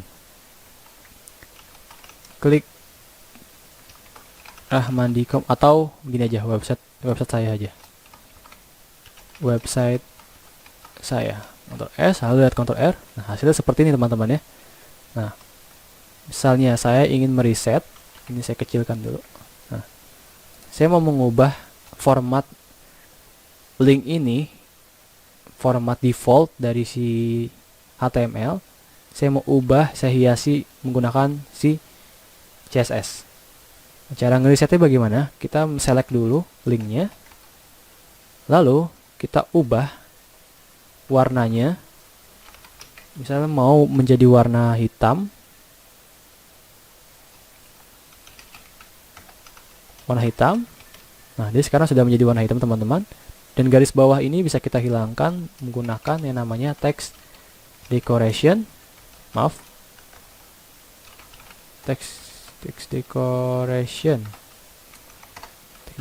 none, artinya kita hilangkan text decorationnya, apapun text decorationnya kita hilangkan. Oke, sudah hilang. Nah, sekarang kita buat dia menjadi display inline block. Nah, lalu kita buat menjadi background warnanya misalnya biru. Nah, kalau kayak gitu kita ubah warnanya menjadi putih teman-teman agar terlihat karena gelap. Oke, habis itu fontnya kita bisa menggunakan Robotoslab lagi, kita copy. Oke, sudah. Lalu kita buat padding sebesar 10 pixel. Oke. Lalu jaraknya ke kiri atau marginnya kita samakan seperti yang di atas, 50 pixel. Nah, seperti teman-teman. Dia sudah menjadi button. Button sederhana aja. Oke, ini sudah kita reset menjadi button. Jadi ketika saya klik, dia akan mengarahkan ke rahmandi.com. Oke, seperti itu.